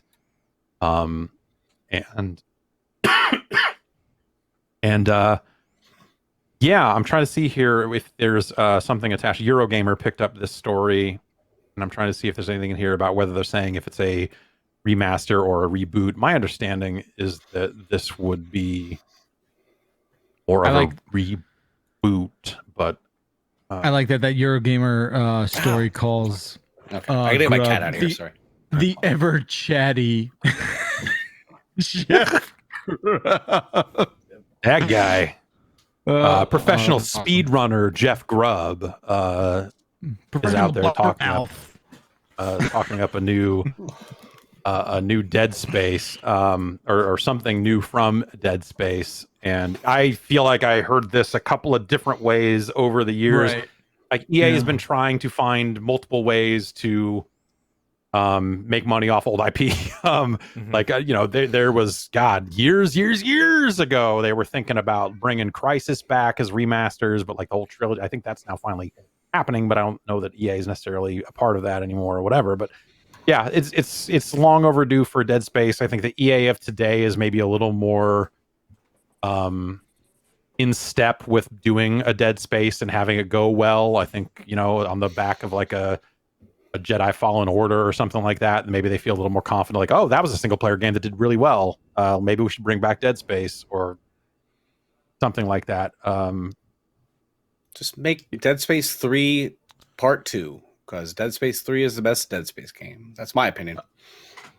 I'm not afraid to say that. Agree. I liked 2 and 3. One wasn't being more of a horror game. I liked it less. It's like as they made it more of a shooter and lost all the people that loved Dead Space 1. Or that's not entirely true, but like they definitely made that shift.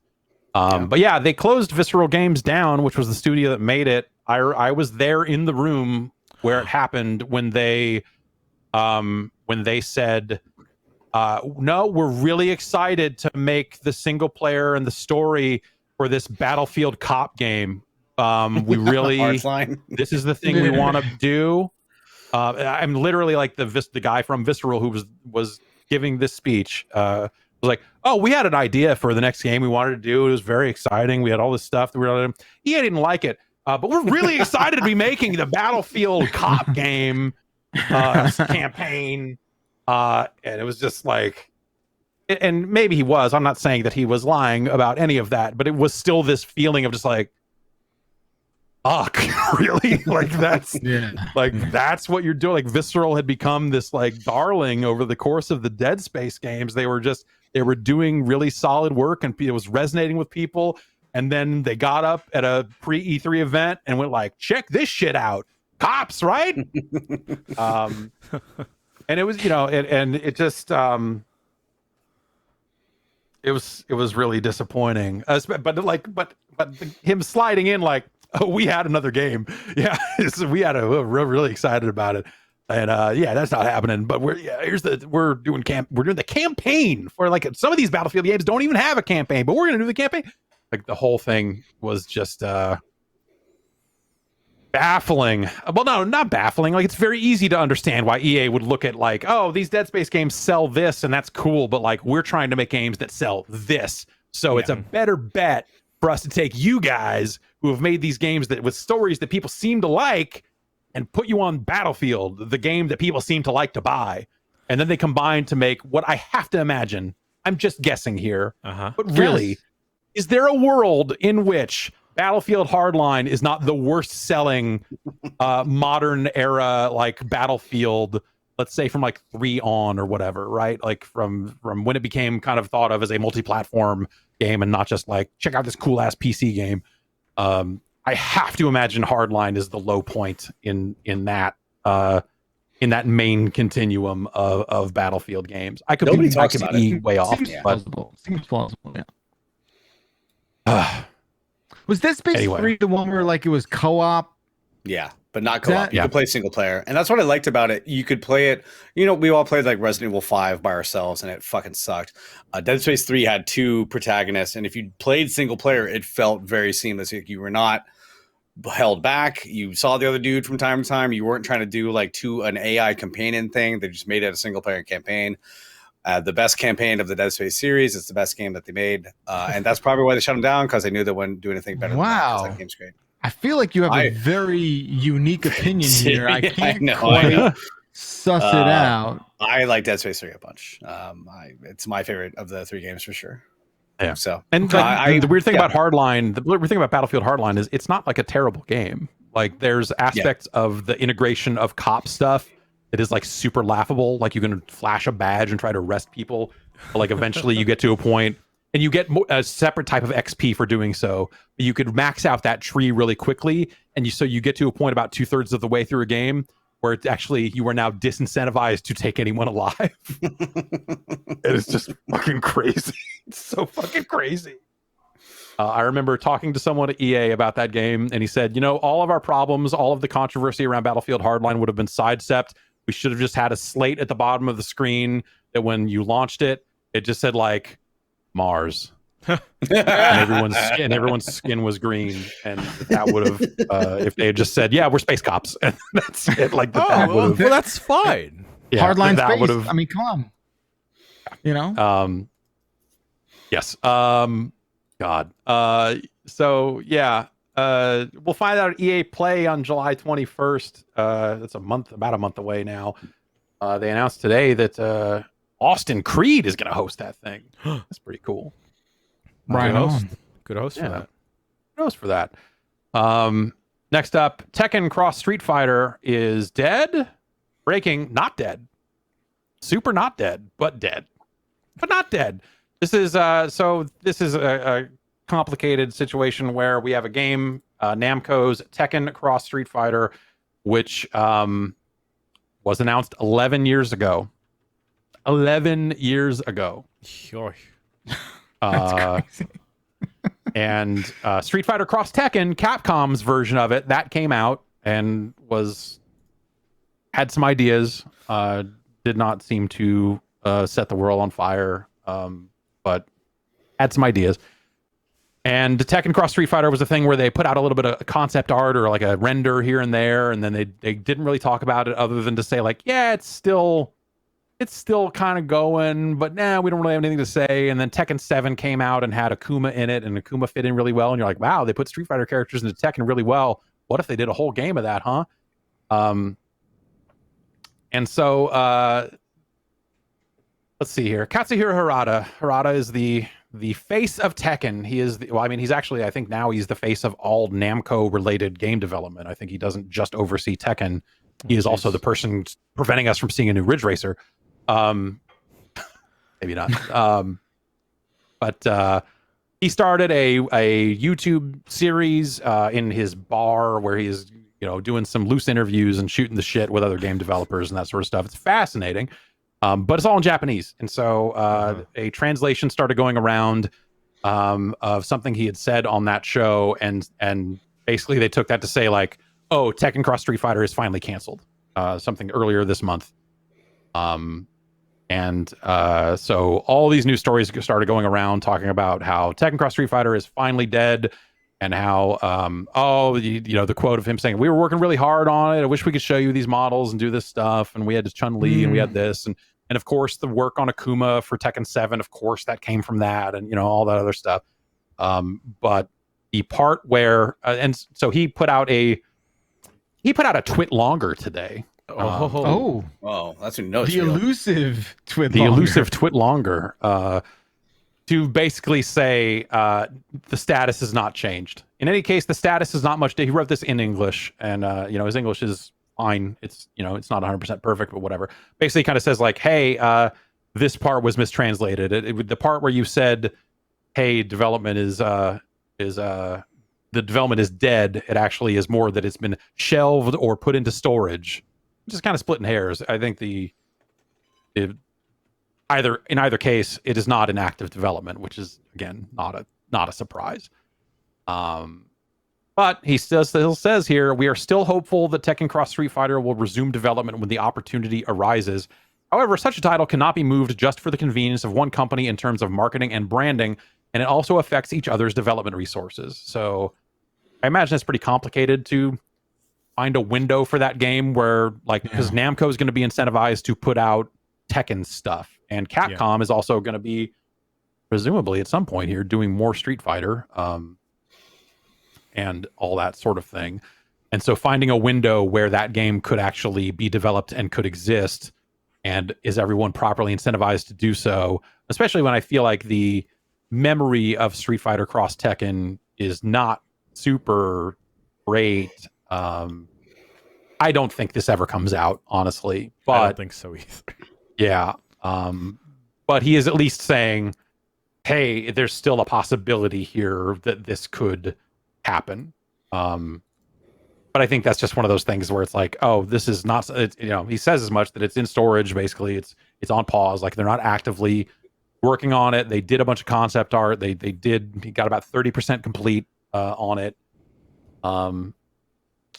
It's a shame. I would love to see what this game actually is, because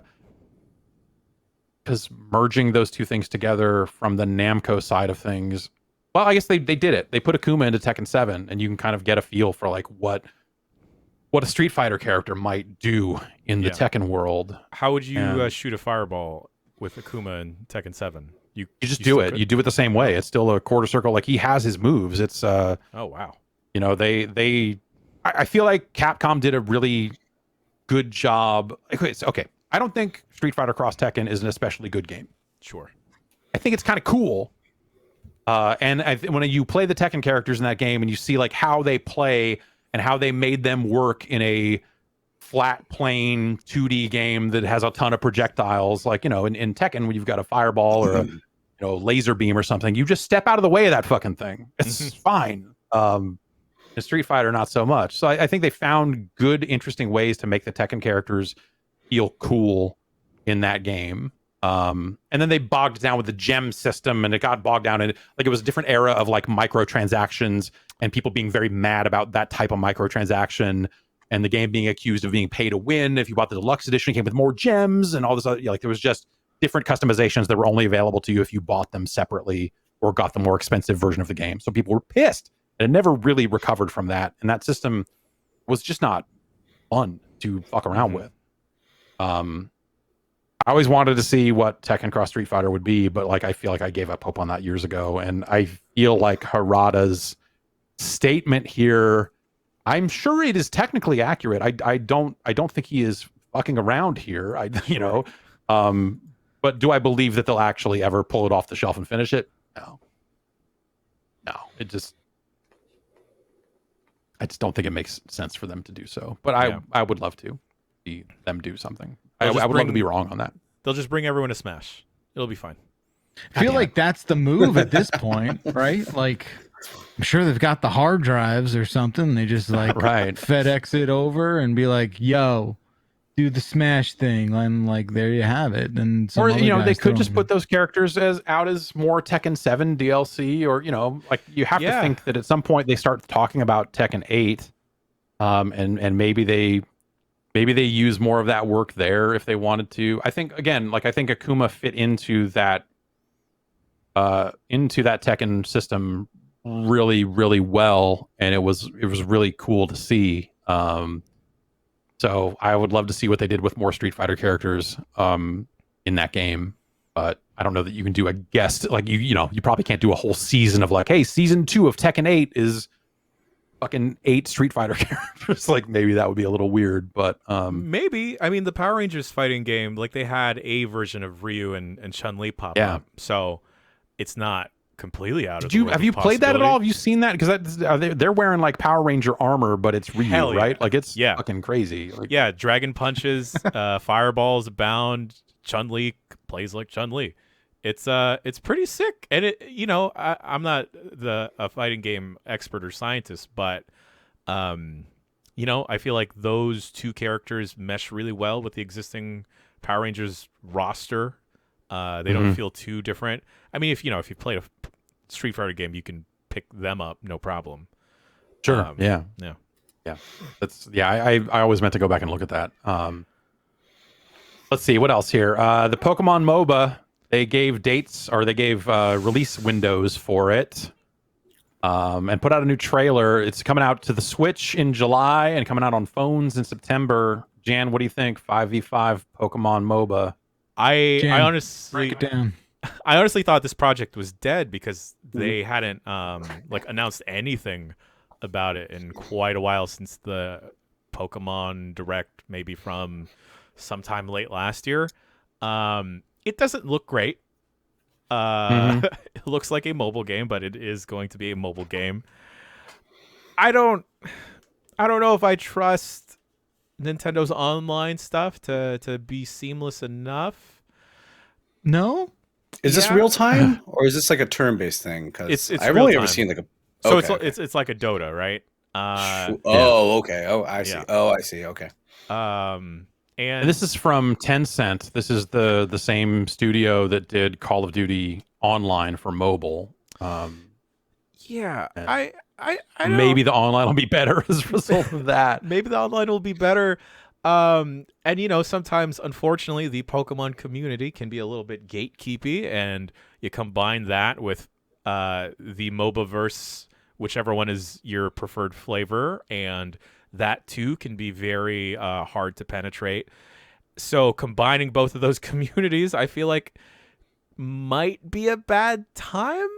I don't want to say, but like, yo, if your main is Mr. Mime, you stay in the jungle, baby, and you're all good.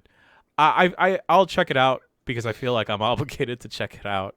And I'm interested to see if there will be any type of like crossplay between Switch and mobile when the mobile version does come out. Right.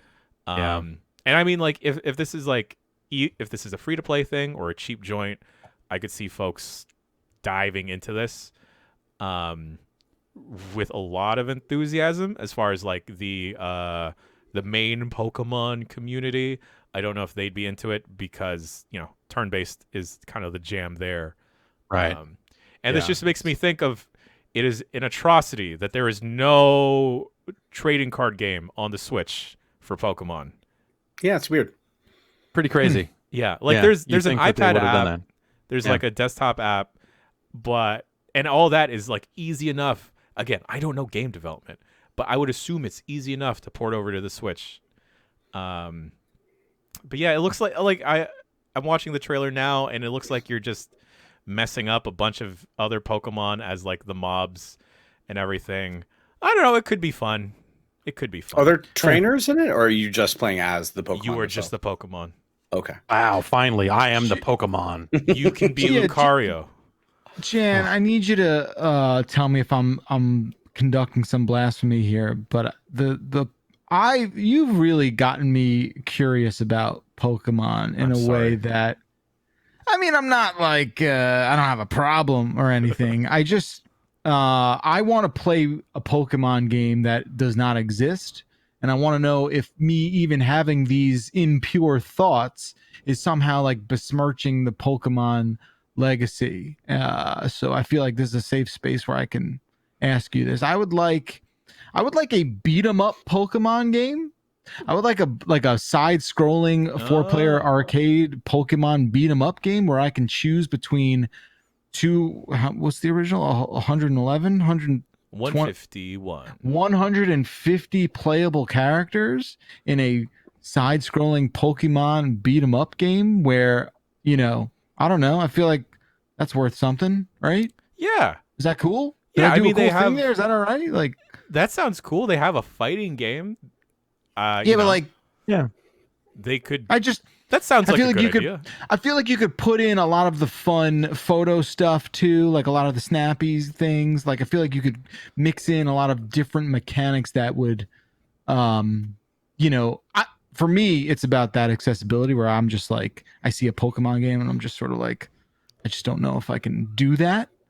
Wholeheartedly. Yeah. I feel like the Pokemon company has kind of fumbled the bag, as the kids say, in terms of like branching out to different genres of games. Like they had, I feel like Pokemon would do really, really well with another tactics style game, and they had that for the 3DS. I think it was like Pokemon Dynasty, or I forget the title. But they had like a pinball game for a hot second. Yeah. And you know, Pokemon pinball games are awesome. They're really good. You waiting this long to tell me about the Pokemon pinball? Well, you know, when we take the next step into our friendship, I wanted to like ease you into it. Was this gonna be like a cool surprise, like for my birthday or something? Yeah, it's like here, it's a Game Boy and a copy of Pokemon Pinball. Hooray! You know, and like people are joking around about like a Pokemon FPS, but like, you know, there's a bunch of different game genres that Pokemon would translate very well into. I mean, you know? Pokemon Snap is a Pokemon FPS. Okay, so they already did that. Like that is already a thing. So joke all you want, right? But it's an on-rail shooter. It's a light gun game. It's Time Crisis. It's what it is. Yeah. You're just along for the ride. But like a brawler would be great, you know? I just want to like get the see OG that. 151, or maybe like, I don't know, pick a 8 or whatever. Pokemon Conquest is what it was. Sorry. Hell of a select screen, but whatever. Okay. Yeah. No, I think that could work. And then also just put Mike Hagar in it just because. Yeah. Dude, Oh, Mike Hagar with like Snorlax. Yeah, do that the ultimate Pokemon, Mike Hagar. T-pose move he does, that dumbass thing. Like, now we're talking. Fucking he does that and hits Jigglypuff. He just hits no Pokemon when he does that, though.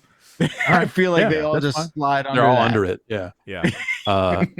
That'd work. Let's see. We got a bunch of quick hits here. A bunch of other stuff here. Back for Blood will require an online connection even for solo play, which that's crummy.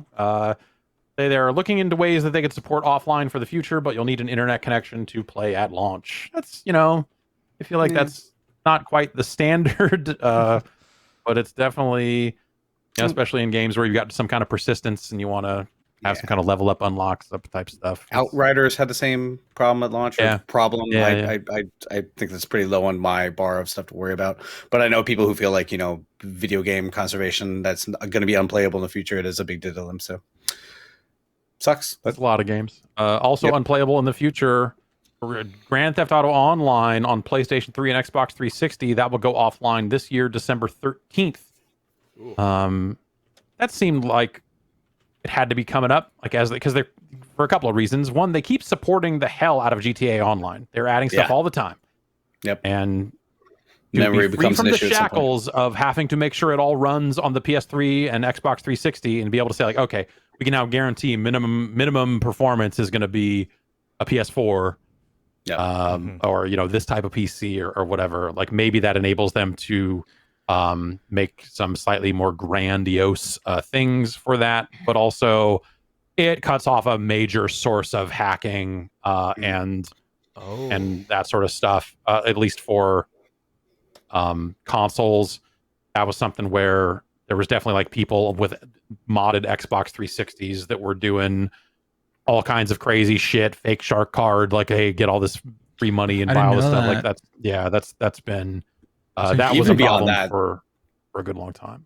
Even beyond that, the revenue must have been like sub 1% at this point for these games. Like, I know GTA Online makes a ton of money, but they're probably not making much money off those previous console versions at this point. Totally. That's that. If they were making a ton of money there, they wouldn't do this. They would instead keep supporting it. But yeah, I think that makes a ton of sense. God, speaking of hacked Xbox 360 games, you can play old Call of Duties, like a lot of them, on the current Xbox Series X. So I have Black Ops 2 installed, the Xbox 360 version of Black Ops 2.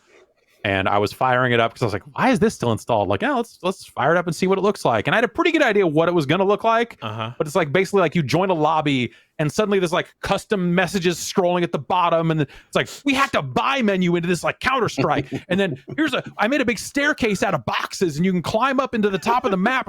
Like, it's just all this stuff. You're like, what the fuck is happening here? And like, there's like Activision is still selling this game. You can still go pay money for it, like kind of a lot of money, because they don't discount Call of Duty games the way they should, especially not the DLC.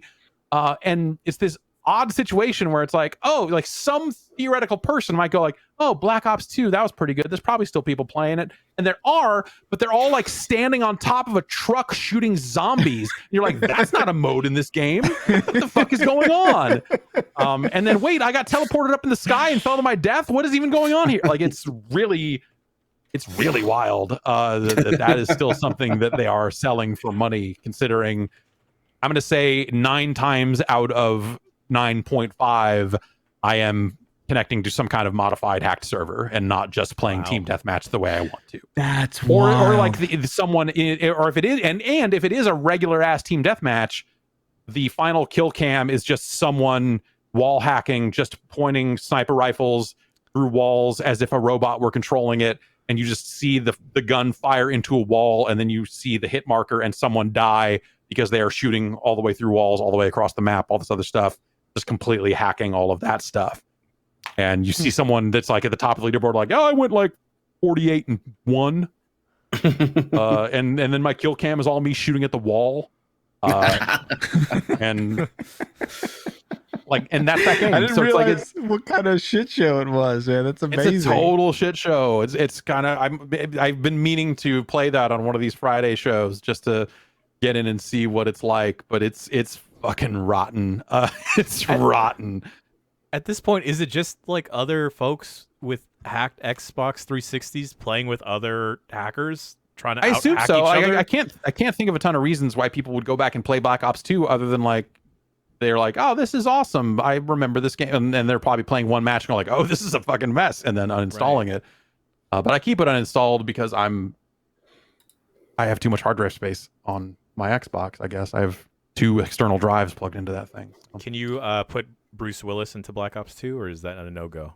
Oh, you better be able to. I think you could probably hack whatever you want to in there at this point, but getting it to download, getting that to download to other people's consoles would probably be the problem there.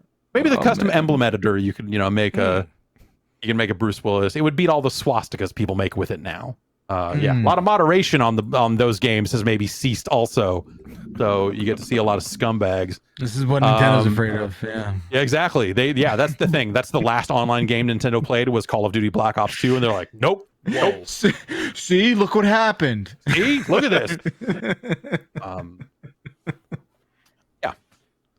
Let's see here. PlayStation 5 system software beta program has been launched. They did some of these on the PS4 where you sign up and you get to opt into beta firmware for your console. and it lets you test out some features early. This was, I think, fun over the course of the PS4 lifespan, getting a look at some of those features a bit early. They have not said what will be in the first beta PS5 firmware. They just reiterated like, hey, our last major one added USB storage and cross-generation share play, an improved game base, and other UI enhancements and social features. But yeah, they did say that they will share more in the coming weeks about what will be in the beta. They've done these both ways over the years, where like sometimes they put out a beta and they're like, hey, you're NDA, don't talk about what's in the beta. And then I think after a couple of those, they were like, that doesn't work. So let's just put out a blog post about what's in the beta and be done with it. But they're taking signups for that right now. If you have a PS5 and you're interested, I went and signed up. No. Yeah. Is that easy to like roll it back to, I guess, the pre-beta? Yes. Well, so there might be some caveats there where like save data might not work, or there may be a couple of things where if you roll back, something funky might happen. I'm trying to think like over the years, because I did have to revert once, but I can't remember what the problem or what I was losing. It was like you might have to like re-download save data or you might have to like factory. In some cases, you might have to like reset up the console from scratch, but like your saves are still in the cloud, so it should be fine, or like that sort of stuff. Like there may be. It's I think it's been different over the course of different betas, so unknown. I see. George R.R. Martin is done with Elden Ring. I think that's been kicking around for a while, but it kind of got reconfirmed here with an interview with local news station WWTW, where he said, I worked up a fairly detailed background for them, and then they took it from there. It's been several years since I've last seen them. They would come in periodically and show me some monsters they designed. So if you're worried that Elden Ring is going to get delayed because George R.R. Martin never finishes anything, apparently his part is long done. Wow, that is just like the wildest little detail to this whole thing. Like, don't worry, he's not dragging ass on this thing. So if you're blaming our video game about the books not getting done, that's not a thing either. That's not us either. And again, just to reiterate, HBO took some creative liberties while we're just talking about him and all his stuff. That was them. We don't.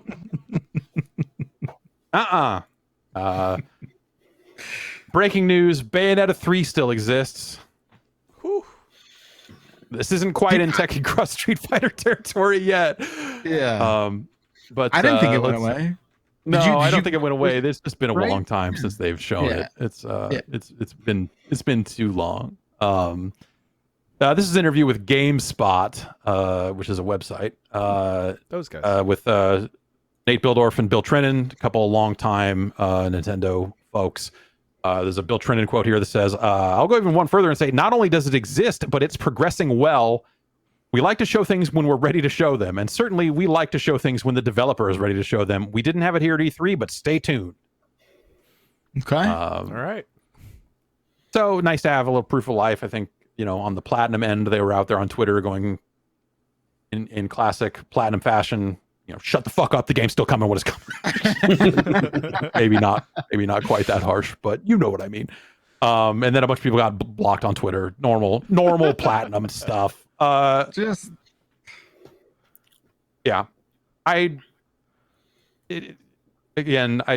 about it with Nintendo's E3 presentation, and going back and looking at Nintendo of Europe put out one of those hot infographics that all the kids love.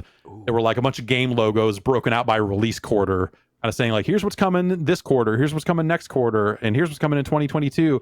And like it was some selected third-party stuff, like Tony Hawk was in there and a couple other things, but like it was a decent roster when you break it out, with Metroid Dread coming this year, WarioWare coming this year, that sort of stuff. Like you look at it and go like, okay, all right, they've got a good slate lined up for the rest of the year. And so it kind of softens the blow of like, why, it just seems like they messed up and shouldn't have announced Bayonetta 3, period. Sure. But also COVID happened, and I'm sure that's a factor to some extent, and it's a mess. But sounds like Bayonetta 3 still alive. I hope that game comes soon. Castlevania, you know it. Love it. You'll love it. Vampires. Game Boy Advance Castlevania games, some damn good games. First ones I ever played. Yeah, those are quality experiences. Looks like M2 is going to be working on a collection called the Castlevania Advance Collection, according to Eurogamer's look at a ratings leak. It's like a ESR. I think it was Australia. I'm not sure. Listing M2 and Konami as the publisher, and so this would presumably be a collection of Circle of the Moon, Harmony of Dissonance, and Aria of Sorrow, the 3 GBA Castlevania games. These were awesome games. Yeah. Curse if they upscale or just keep them as they are. Probably easiest to just keep them as they were. But for me, I think the DS Castlevanias are my high point for Castlevania. I really wish I had an easier way to play those, but I'll take any good Castlevanias. Yeah, they definitely kept going with these on portable formats for some years to come, and I feel like they got to a point on the DS where the games were still good, but maybe there had just been a few too many of them. Yeah, they started to get weird mechanical stuff like switching characters while you play. Yeah, was that Order of Ecclesia that did all that stuff, or is that? I think so. Dawn of Sorrow had a lot of like tracing stuff on the upper touchscreen to cast spells and stuff, which probably makes them harder to port than they would be otherwise. But I thought those games are great. I'd love to play them again, but I'll play this if it's maybe if it looks a little bit better than a GBA game. I don't know what the plans are, but we'll see. Yeah, no platform attached to this. I'm going to go ahead and assume Switch, but that doesn't necessarily mean it wouldn't also come to other platforms as well. Some of these Castlevania collections have come to PlayStation 4 and stuff like that. So we'll see there. French company is going to make a Final Fantasy IX animated series. For some reason, the fact that it's French, it feels perfect. I don't know why. It feels like that game was always kind of beyond good and evil-ish in its style of character. That they're made. Sure. I was not my favorite Final Fantasy, but I know a lot of people love that game a bunch. I told my story about it getting to the 4th disc of that and having my save be erased from my PS2 memory card, or it was PS1 game, right? Wasn't it? Yeah. I've heard multiple people say the exact same thing happened. I don't know what was causing that problem on the 4th disc, but I did not go back and play through that again. I know some of our mods are excited about this one. 9 just never struck me as being super memorable. I mean, like I'm not the Final Fantasy guy, but that dude at the had same time, 9 felt like maybe a weird low point in some ways. I remember they feeling like at the time people being kind of at least a little bit bummed about it. They have not begun production on this series yet, so they don't have an episode count or the length or anything like that. But Cyber Group Studios, who's based in Paris, has inked this co-development and co-production deal with Square, according to kidscreen.com. And a quote from Kids Screen. Yeah, no, definitely. The quote here from Pierre Sisman, the CEO of Cyber Group, says the games have a strong co-viewing potential. For those who do know Final Fantasy IX, this will be an introduction, and for the many who don't, this will immerse them in a universe they'll love. And they're putting the finishing touches on a project Bible to begin pitching it to broadcasters. So they don't have a time slot or anything like that, but they've got very early then. They've got a deal with Square. Yeah. They've got the deal with Square. So at least they're not like out there on Kickstarter saying, we're going to make a Final Fantasy IX anime. And then some of this money is going to go towards paying Square, we think. So it's a little bit more legit than that. But if you want to take odds on whether or not that happens or not, hey, go nuts. Xbox monitors. How about that? How about that? This is... So they are going to have a designed for Xbox program, which is one of those things where it's like, hey, you can put a sticker on your box if you've paid us enough money in licensing fees, you can say it was designed for Xbox, whatever it ends up being. Today, the designed for Xbox team went ahead and said they are adding some monitors. Some displays to that, one from Philips, an Asus Strix Xbox Edition gaming monitor, a 43-incher on that one. But that sounds like a TV to me. What's That's the a biggie. what's the difference between a TV and a monitor, Jeff Bakalar? TV has speakers. I think my monitor has speakers. Yeah, I think it's just like does it have like a coax in the back? That it might be as simple as that. Like, right? Like, what's the difference? There's no difference. Yeah. I mean, size and usability. Like one's supposed to go on a stand, one's supposed to be under your desk. Yeah, like, but if you have a 55-inch monitor, you have a TV, is what you have. Yeah. But I think that was the sort of delineation. Now they've kind of conflated, and it really is like the tuner coax thing. I guess monitors would never have like smart TV shit in it. Like they wouldn't have like built-in software, stuff like that. I mean, and historically, monitors have a way better latency than TVs. So, what are the prices on these kind of things? Yes, they've got a handful here. Acer's got a 28-inch. It's 4K 120. HDMI 2.1, 1 millisecond response time, high color accuracy, FreeSync. Let's see, a built-in KVM switch, which that's kind of cool. Anyway, that is $949. That's a shitload for a 27 inches. 28. 20. Yeah. Oh my god! Wow, that's way a too lot much. of money. That's way too much. But like, I mean, here's the thing, like, right, like the 1 millisecond, delay is really like what you're paying for there. I think like and most TVs, I can't even think of like a regular. I mean, even the new OLEDs, I don't even know if they go sub 20 milliseconds. Yeah, if they do, maybe they're like kind of flirting with that. Yeah, not a big deal for like third-person games, but yeah, for first-person stuff, you really want that 1 millisecond. I'm assuming they mostly have HDR support. Like, still monitors for PCs don't really do HDR super well. But I remember the GeForce monitors that they were starting to put out a couple years ago were also just crazy expensive, like $3,000 for basically like a GeForce TV. So I guess you pay what you want to pay for it. But as somebody who might be in the market for a TV at some point, I don't know, man, that's a lot of money. Yeah, I feel like what is the like current LG OLED is down to like $1,300 or something like that. So it's like they had similar price range for recently. an OLED. And that one, I feel like that the newer models, I'd have to check for sure because mine doesn't. But they've got FreeSync in those at this point, don't they? The one I have has FreeSync and G-Sync. Oh wow! Okay. Oh, well, la di da. Yeah. Yes, la di da indeed, Rory.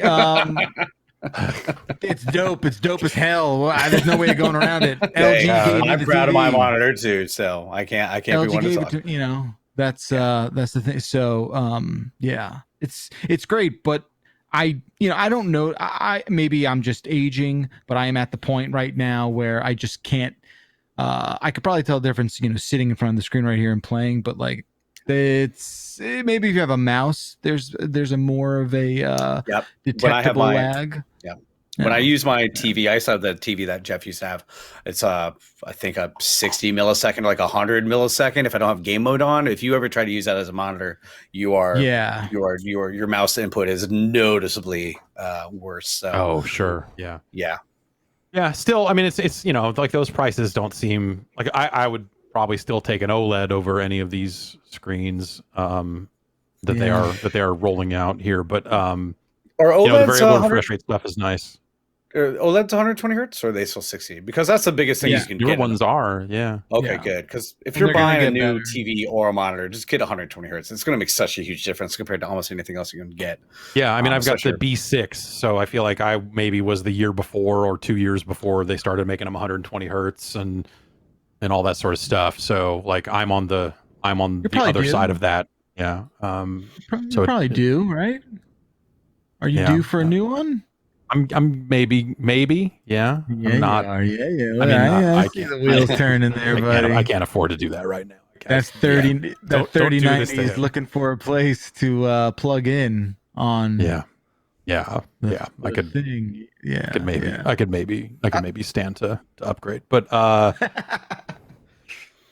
but yeah, no. I after playing on this OLED since 2016 or so, I don't think I would want to go back. And 120 hertz is great. Like so, but at the same time, I play a lot of games on this monitor here in front of me, which is not an OLED, but it is, ass G-Sync, 165 hertz, 1440p, all that other stuff. Like it's a really cool fucking monitor. So I get why that aspect of it is, but with the current OLED, with the current LG OLED doing most of that stuff as well, I feel like that being in at least a somewhat similar price range. So I guess that's the only price they listed is for the Acer monitor. The Asus monitor, they just say it's out in October and price may vary by region.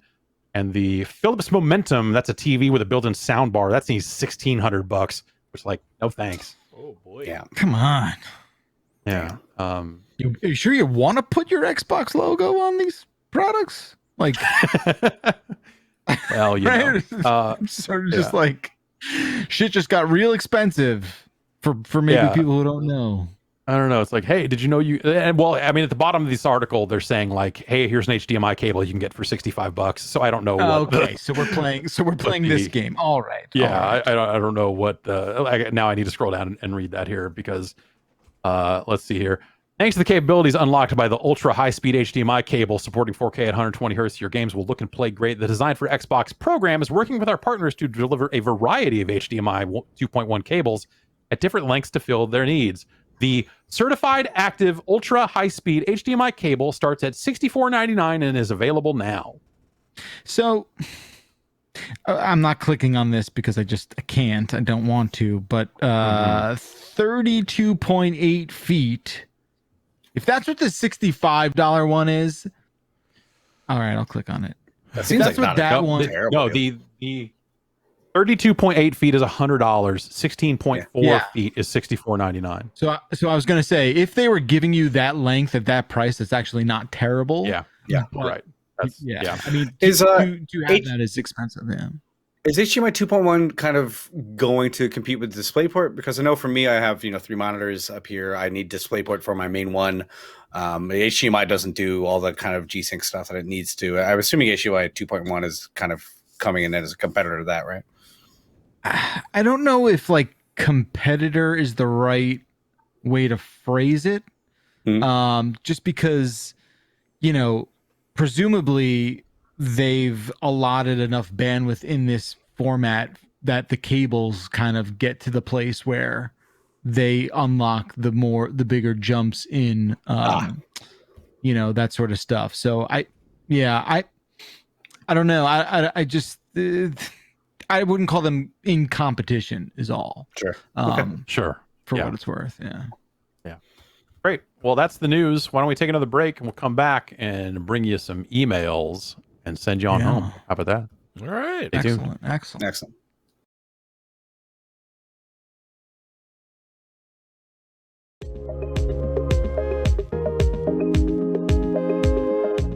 Ears. Let's talk about them. They're weird. You know what I mean? They're like fingerprints, but bigger. They're no two people have the same ears. And that is why your earbuds probably cause you some discomfort or maybe even some physical pain after a while. And for you, there's Ultimate Ears Fits True Wireless Custom Fit Earbuds from Ultimate Ears. Because Ultimate Ears is here to change all that. They have a molding process. You get these things and you put them in your ears and then you download an app and then you tell the app, let's go. And then it molds it molds it to your ear. It's like custom fit. Like it heats it up. You feel a little bit of warmth. You're like, whoa, that's okay. Well, all right, that's okay. That's warm.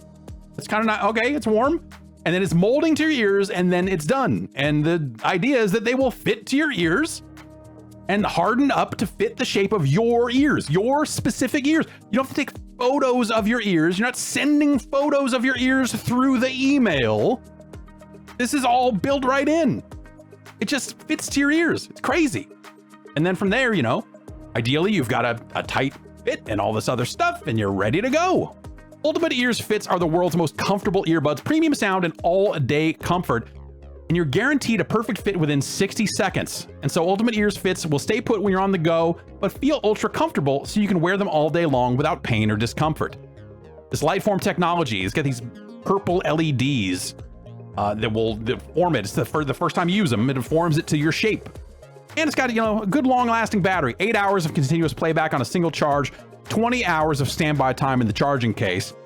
So it's perfect for listening to your favorite shows, like this one, all day long.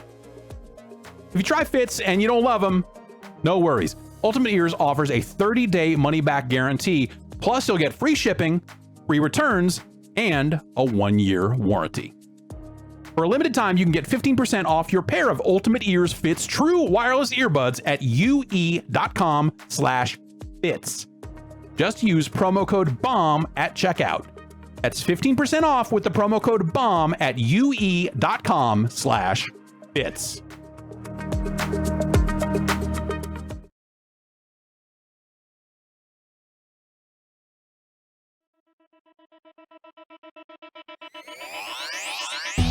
This episode of the Giant Bombcast is brought to you in part by Nordvpn. Hey, are you on the internet? Let's just assume for the moment you are. What are you doing on the internet? What's that? You aren't going to tell me? You're saying it's none of my business what you're up to online? You're saying privacy matters to you? Okay, fine, I get it. You want to stay secure. You want to maintain some privacy, and you want to feel just a little bit more anonymous. These are all great reasons to check out Nordvpn. Nordvpn's client installs on your PC, Mac, your phone. Heck, you can even integrate it at the router level and put your entire home behind a nice secure wall. With the VPN, your traffic bounces through a relay and comes out the other end, making you appear like you're online from a different part of the world. Aside from being kind of awesome if you think about it, this can be useful for getting around those annoying geographic locks that prevent you from accessing the cool stuff you want to access.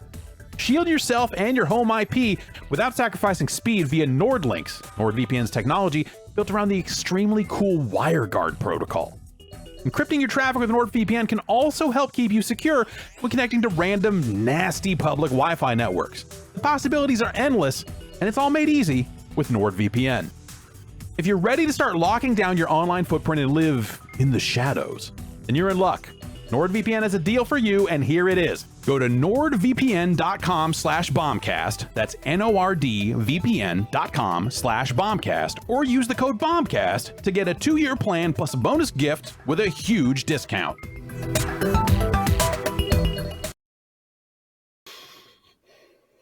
All right, we're back. Let's talk about some emails. These emails were sent into bombcast@giantbomb.com, which that's an email address where you can send emails, and I will look through them and select a handful, and then the rest of them I will never think about ever again. Yeah. So we let's print start them out here and burn them. That's right. That's really you print them. Yeah. Okay. Whenever an email says, please think about the environment before printing this email, I go like, yeah, and then I print it out, and then I burn it. Can I tell you something? My in-laws were here last week during E3, which is kind of great timing. But they were printing out so many goddamn crossword puzzles. Like it was crazy. There's a printer right behind me here, and it would like 30 times a day just spit out like whatever the. I just like. And I guess the weird thing is that they both have iPads that they use a lot, and I'm just like. It's not the same. It's not the same. I've tried that New York Times app. You want a pen and you want a piece of paper. I mean, if you could snuff out my joke before it starts, that's fine. Sorry. But my point, but I'm just saying, like, just don't, right? Like, just like, why? Yeah. So it's just crazy to me, right? And they're burning through them at such a rapid rate. They're just like, put another one. This one's fucking child's play. Right? And like, crosswords for cowards. We did this one already. Crumple it up and just throw it at my fireplace or something like that. I don't know, man. Jesus, it's kind of funny. Jasper from Devon writes in and says, what is the correct or preferred way of assembling a cheeseburger? Does cheese go above pickles? Does lettuce go below burger? I go ahead. I'll stamp on your joke as you say it, Backler. No, yeah, I mean, I'm very passionate about burger condiment order. So here's what I do. You know, I'm a big fan of the cheese part of the cheeseburger, and I just feel like you need to rethink how you're getting your cheese, you know, sort of like fluxed in and infused to that burger situation. So here's what I do. I cook the patties, get them to the medium rare temperature that they should be at. And right before, so when they're in rare, right, that's when I pop a slice of cheese on the grill. So that cheese is going to melt while the rare burger turns into a medium rare burger. Yeah. Okay. All this time, also when we're rare, the bun has entered the grill. We go face down on the top part of the grill. If you have it, it's a little wireframe where you can stick the bun on. So I'm getting that not like toasted, but just a little hot, little warm, crunchy kind of thing. Then, okay, I get a slice of cheese. I put it on. I put the bun up, facing up. Put a slice of cheese on the bottom of the bun. Whoa. Okay, that You're then double starts to melt. type of guy. I'm double cheesing, Jan. I'm going cheese underneath the patty, on top of the patty. Okay, and then on top of that cheese, you got your pickles. That order really shouldn't matter. You made your own sandwich within the burger.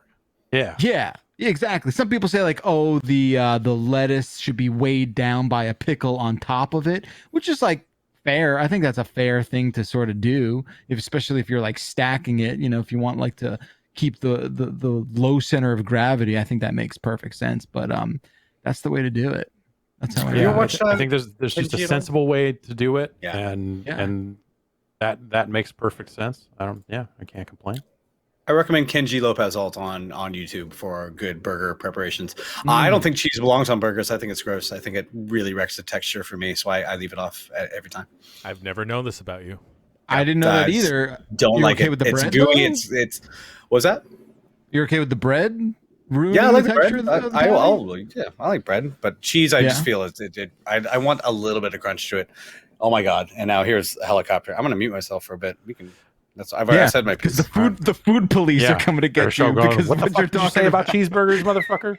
I'm a little bit bougie and I don't like shreddis on my burger. I'll throw some arugula on. Ooh, get that peppery. Shredded lettuce is just kind of messy. It's like I also hate shreddis. Ugh. Yeah. Shreddis I like in tacos. Like give me that in tacos. Yeah. Sure. Or like a sub, like an Italian sub. Like you could put it in there. I think. Billy writes in and says, I worked in the games press for the Tribune Company during the age of Gizmondo. Ooh. That feels like a winning combo of like working for like mainstream media and during the age of Gizmondo. It's like a ripe, Because I worked in the Tribune Tower, I had the immense fortune of being situated only 5 blocks away from the PR team representing the system. Rather than schedule a meeting at their booth at E304, they instead decided to accommodate me by reserving a Tribune Tower meeting room so I could enjoy a much, much longer hands-on demo with the Gizmondo. Being forever wary of situations where I have to play bad games in front of people whose livelihoods somewhat depend on their success, the videos I'd seen of Gizmondo games made me hesitant, but my curiosity compelled me to take them up on the offer. This was back when old media like the Trib was a much bigger deal to games PR. And so when Team Gizmondo showed up to the meeting space, they brought with them enough PR folks and Gizmondo employees for a baseball lineup card, a designated hitter included. Watch me, all by myself, play and react to this system and its games. Boy, that is just just as an aside here, that is the worst. That whole situation is just the worst. But I get why they would do that because they're, the PR company's like, look, we got this big shot reporter to book hours of time with your system. We're worth the money you're paying us. Like there's just all those levers are in there.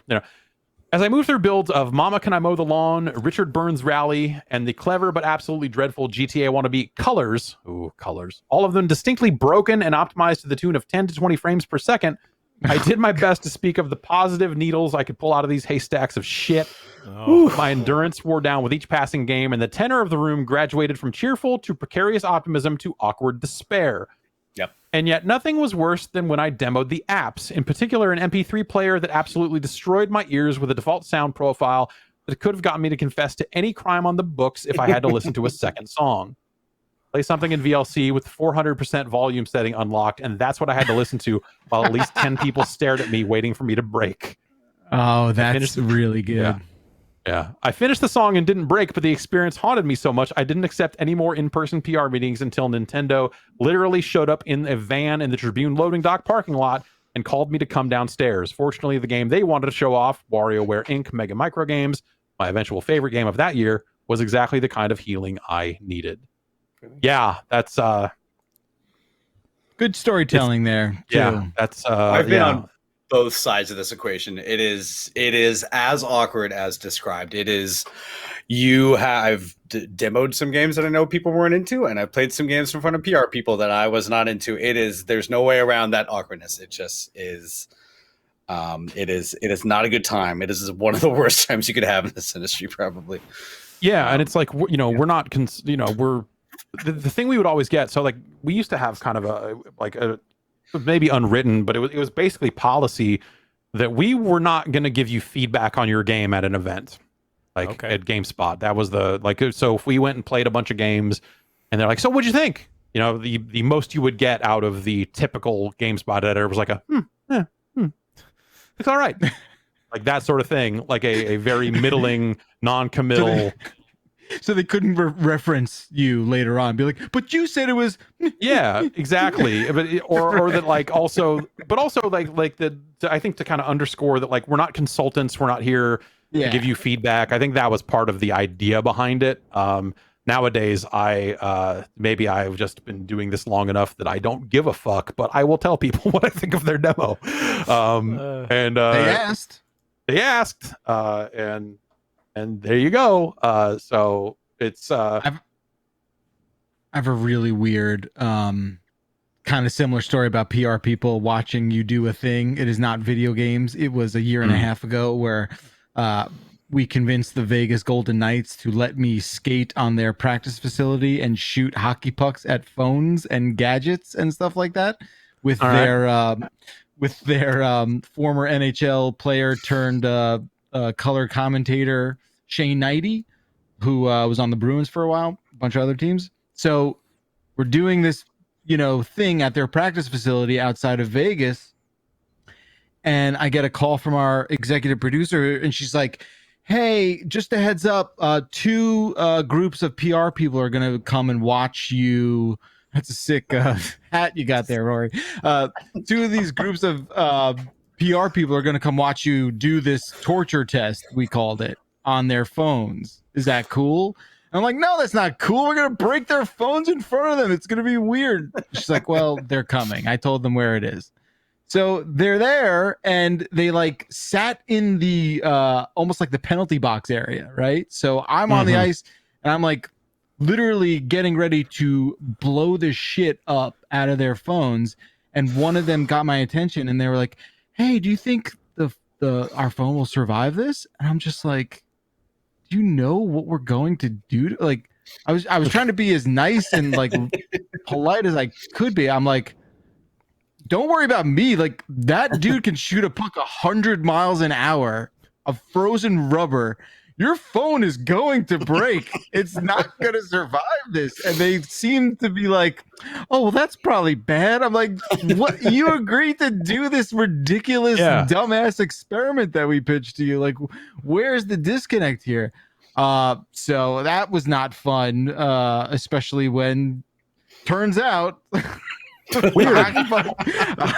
hockey puck slap shotted at a phone is going to demolish it in a very graphic manner. That was fun. But yeah, that's a different spin on that PR that's hovering take. Yeah, definitely like the last minute, like, wait, what did I sign up for? Don't do that. It's like, that's too late. This train has left the station. Like, we are shooting this. We have put way too much money into this shoot, not do this shoot. So you can leave. What's gonna happen? Yeah. What do you think? I don't know. Wait, you're gonna go to the hockey player shooter? Hang on now. I was like, someone probably got yelled at. Gonna break it. Yeah, definitely. Yeah. I'm like, I'm probably gonna break it. And I can't even shoot it as fast as that dude. Oh God. It was awesome. Darren in the Chicagoland area writes in, and this is perfect. When the Redfall name first got trademarked, Redfall being that vampire game that Microsoft showed off, if you remember correctly, there was an entire online community that spawned that was convinced it was going to be the next Elder Scrolls game.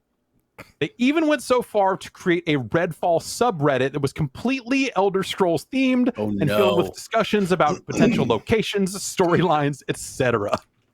When Redfall got announced and it became evident that it was not an Elder Scrolls game, the subreddit quickly went private and then public again with a sticky moderator post titled "Whoopsie Daisy." My question is, has there been any other examples of a game that was announced to be extremely different than what was expected? I don't know that I can think of it. I mean, they're definitely like, yeah, you see trademarks all the time that like you maybe think of what that game could be, and then it's maybe not quite that, but that is an extreme case of like, geez, people, come on. To me, Redfall sounds so generic as a title. I get this trademark, but that's why it's the perfect Elder Scrolls. Yeah, true. Yeah. Good for them. What was Daggerfall and Redguard was one of the Redguard was a Elder Scrolls game, I think. Is it? Yeah, that sounds right. I don't know, like the idea of like people trying to jump on, like lump these people in the same boat as the people that are writing rap songs about games based on their E3 trailers before they come out, and just in case someone might want to form a community around it or listen to a rap song written about Anthem. That's just how it's gonna go. I don't know if I talked about this with you guys, but I do not like that name. I don't want to make. I don't want to go off on this about that. I just think it is so not interesting. Like it. Look, I get it. A name should not sell a game, but it should also not eliminate interest altogether. I don't know. I was the same way. Like I didn't think the CGI trailer was all that interesting. I'm not really a big Left 4 Dead kind of person, so like co-op vampire hunting is not my thing. But Redfall just sounds. I get that it's trademarked and probably market tested up the butt, but it was just like not. It didn't hit for me in terms of something that made me excited for a game. To me, it sounds like the type of generic name of some Midwestern town where it's like some post Twin Peaks like. Hey, this is a quirky story set in a mountain, like a forest town, and weird stuff's gonna happen. Like that's the like teen drama. Yeah, I'm glad people seem excited about it. It didn't. Maybe I'll be more jazzed about it when I see some gameplay. But yeah. There's certainly potential there, but sure. It's always hard to sense that from that type of trailer. You just look at it as a tone piece and be like, all right, we'll see. Yep. Yeah, sure. Totally. Let's see here. Sean writes in from Westchester, PA, and says, hey, with all the very confident rumors about the Switch Pro announcement and its subsequent no-show at E3, I've been thinking back to the last time Nintendo released a more powerful refresh of an existing console. Having just upgraded from a small 3DS to an XL in the summer of 2014 after E3 had come and gone with no new hardware in sight, I was very surprised when the new 3DS was announced that August. Looking at it up now, they've made a bit of a habit of hardware refresh announcements shortly after E3. Only the new 2DS XL in April 2017 bucks the trend. So, and then he says the Switch Lite was announced in July. The new 3DS was announced in August. The 2DS was announced in August. And the 3DS XL was announced 3 weeks after E3 in June. And he says, hey, there hasn't been a Nintendo console reveal at E3 since the Wii U. Why do they do this? Okay. Dude, they rarely seem to really. I mean, they've had huge booths in the past when that was a thing, but the last few years they do not seem to have been thinking of E3 as a major outlet for their news, except for their direct. Their big booth over the last few years really seems like more of a design piece about like, hey, here's our one massive game, and we've got other stuff here, but it's really like, look at this, we built New Donk City, and so that's kind of. Oh, did they ever? Did they?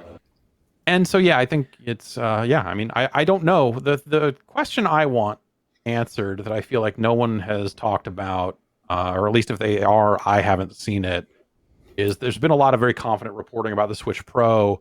But if this thing was out in the fall, some third parties at least would have been disclosed on the hardware and they would be making games for it right now. And I feel like a lot of more concrete facts would have leaked out of that pipeline by now. And I don't know. Maybe. So I wonder, and Nintendo has not always been the best friends to their third parties. So it doesn't mean, it's always possible that they've told like two companies, right. And everyone else is still in the dark or who knows what. But it's just it's weird. The whole thing, I don't know what to make. Super of it. weird.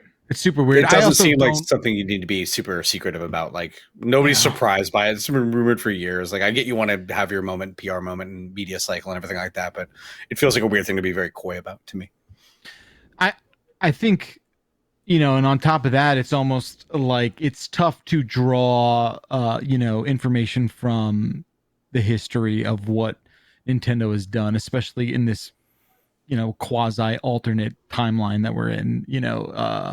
It just, to me, what Gersman, what you said with like these strange details that just don't seem to add up in a way that would support that kind of very specific reporting, right? Yeah, like there's clearly something to this. Like they're not making this shit up, but of course, could the timeline be wrong? Could it be a situation where they're like, oh, hey, this is probably what this is going to be based on some just manufacturing constraints and part shortages, like we're moving to this because they're more available, whatever. But like, it's just I don't know, something about this whole thing just felt very off. And I just, it feels like if this was a thing that was actually out in September, the actual information would be leaking out of a ton of different areas in different ways. So maybe something changed behind the scenes, honestly. Maybe they were heading towards this and they turned and said like, nah, we're not going to do it. And maybe they hadn't disclosed or, like all that sort of stuff. But I think the third party aspect of it is just a little weird, but clearly something is going on because the reporting is coming out of, like I don't think Bloomberg is making shit up, and I don't think Bloomberg necessarily has bad sources, but I just wonder if there's just something missing. They're making a phone. That's it. Yeah, right. Yeah, exactly. Oh God. Is Mondo too. Joe from Houston writes in. It's always good to address this when it comes up. Because I feel like I have new details here. Joe was watching me play some Phantasy Star Online 2 A New Genesis. At the start of that stream, I played some Mr. Do, a classic arcade game. And he says, I have never played Mr. Do before, but watching you pick up the cherries and a basic scale playing, which it goes like do, re, mi, all that stuff, makes me wonder, is Mr. Do's name pronounced Mr. Do? Since the do in do, re, mi is spelled the same as Mr. Do's name and the scale is important to gameplay, have we all been saying his name wrong since 1982? So this question has come up. Yeah, this question has come up before and has been difficult to answer. But I recently was made aware of a video on YouTube where the designer, it's like videos. I think it's from the 90s, and it's oh God, I can't remember his name. I'm sorry. But it's a video of a Japanese developer who was like, hey, I like old arcade games and they aren't sticking around anymore. So here are some of my favorites. And one of them is Mr. Do. And he, in Japanese, pronounces it do and doesn't say do. Okay. So I'm taking that as the canonical pronunciation. But I could see definitely there's absolutely room for debate around that stuff. Did they intend for it to be Mr. Do in terms of it being the scale and stuff like that? It's a fascinating discussion that honestly we could have for hours and hours. But in the interest of time, let's move on to our next email. From Miko in Northwood, New Hampshire. In the constantly evolving debate of knife versus bat, I feel like the next logical question would be, I don't feel like this is the next logical question. Okay. Who would win in a fight, Kiss or the Aquabats? That's no idea who the Aquabats are. Wow. Whoa, you don't know who the Aquabats are? Never heard of them. Oh boy, it goes back to the ska conversation that we had earlier. Bust out the ska wallet. I think wasn't it Travis Barker's first band too? I think. Yeah, was he in the Aquabats? So. He was in the Aquabats for sure. Yeah. Anyway, I think it's Kiss though. I just think Kiss will like literally murder them very easily. I think Kiss is too worried about its money to get their hands dirty doing anything. I think Kiss is all theatrics and there's no toughness or anything behind it. It is literally the most insecure looking band I think I've ever seen in the world. And if you threatened them with any kind of violence, they would cower in fear and run away. Yeah. That said, I don't think the Aquabats are a violent group. So yeah, this is actually maybe perhaps the worst musical fight in the history of conceived ideas, right? Like it would just be terrible. I think you're right. Obviously, but like, yeah, I guess like if you had like Gwar versus Aquabats, we could safely conclude that the Gwar would probably win that fight. I feel like There's Gwar five- would take care of it. Yeah, there's 5 Aquabats, so I think just from a numbers perspective, I think they've got the edge on Kiss. Yeah, and the guys in Kiss are like they're very old, 90 years old or something. Yeah, right. I mean, they've been marketing Kiss coffins for a while now, and no, all right. Oh Jesus. Yeah, I'm gonna walk back my instant Kiss response. It's just what a strange question. Yeah, that would be a really shitty fight. That would, no matter what, that would be a really sad West fight Side to watch, Story, I just think. people snapping and pretending to play guitar. At least Knife versus I feel like Bat I need to has watch like, I feel like I need to go look at a picture of the Aquabats again because it's been too long. These guys they're aren't all in, fucking like, fighting nobody. they're not fighting anything. I mean, they're basically like they've turned into like, kids sort of performers. Yeah, but like the image you find when you Google them up, like one of the bad. first images is them clenched fists, like ready to go. But they're taking on like comical evil is what they're like taking Kiss. on. Yeah. All right, I mean that checks out. All right. Okay. This looks like the most random thing. Like Huntington Beach is such a bro community, like the most broy community in California, and having this band come out of there feels so bizarre to me. Maybe it was different in '94 when they came about, but they seem to be kind of self-aware of that. Yeah. I expect Skinhead to come out of Huntington Beach. That's why I would it's like Tito Ortiz and the Aquabats. Yeah. Oh man. We get Tito Ortiz to join the Aquabats. Maybe. I mean, I think the Aquabats are still doing their thing. I think they've written a bunch of theme songs for shows. They're still they're kind of taking on this second life form, not maybe as much as They Might Be Giants have taken, where like They Might Be Giants are just straight up a fantastic children's themed band now. Like they put out albums about like numbers and stuff like that. Like it's pretty good. But yeah, I feel like that's the path that maybe the Aquabats are on too, just with like a ska sort of. Because they did like Hey Gabba Gabba's them, isn't it? Didn't they do? Yeah. So like they've definitely carved out a children's career. Oh, as well. Gabba Gabba. Yo Gabba Gabba. Sorry. Yeah, that's very different. We will spend more time talking about They Might Be Giants career moves later. And all of that. Let's get into our last email here. Luis from Washington, D.C. Says, some weeks back you were speculating whether trophies and achievement points were dead. I'm here to tell you they are very much alive. I have a friend who 2 weeks ago finally got a PlayStation 5 after many months of trying. The other day, however, I noticed he was still using his PS4 as his main console.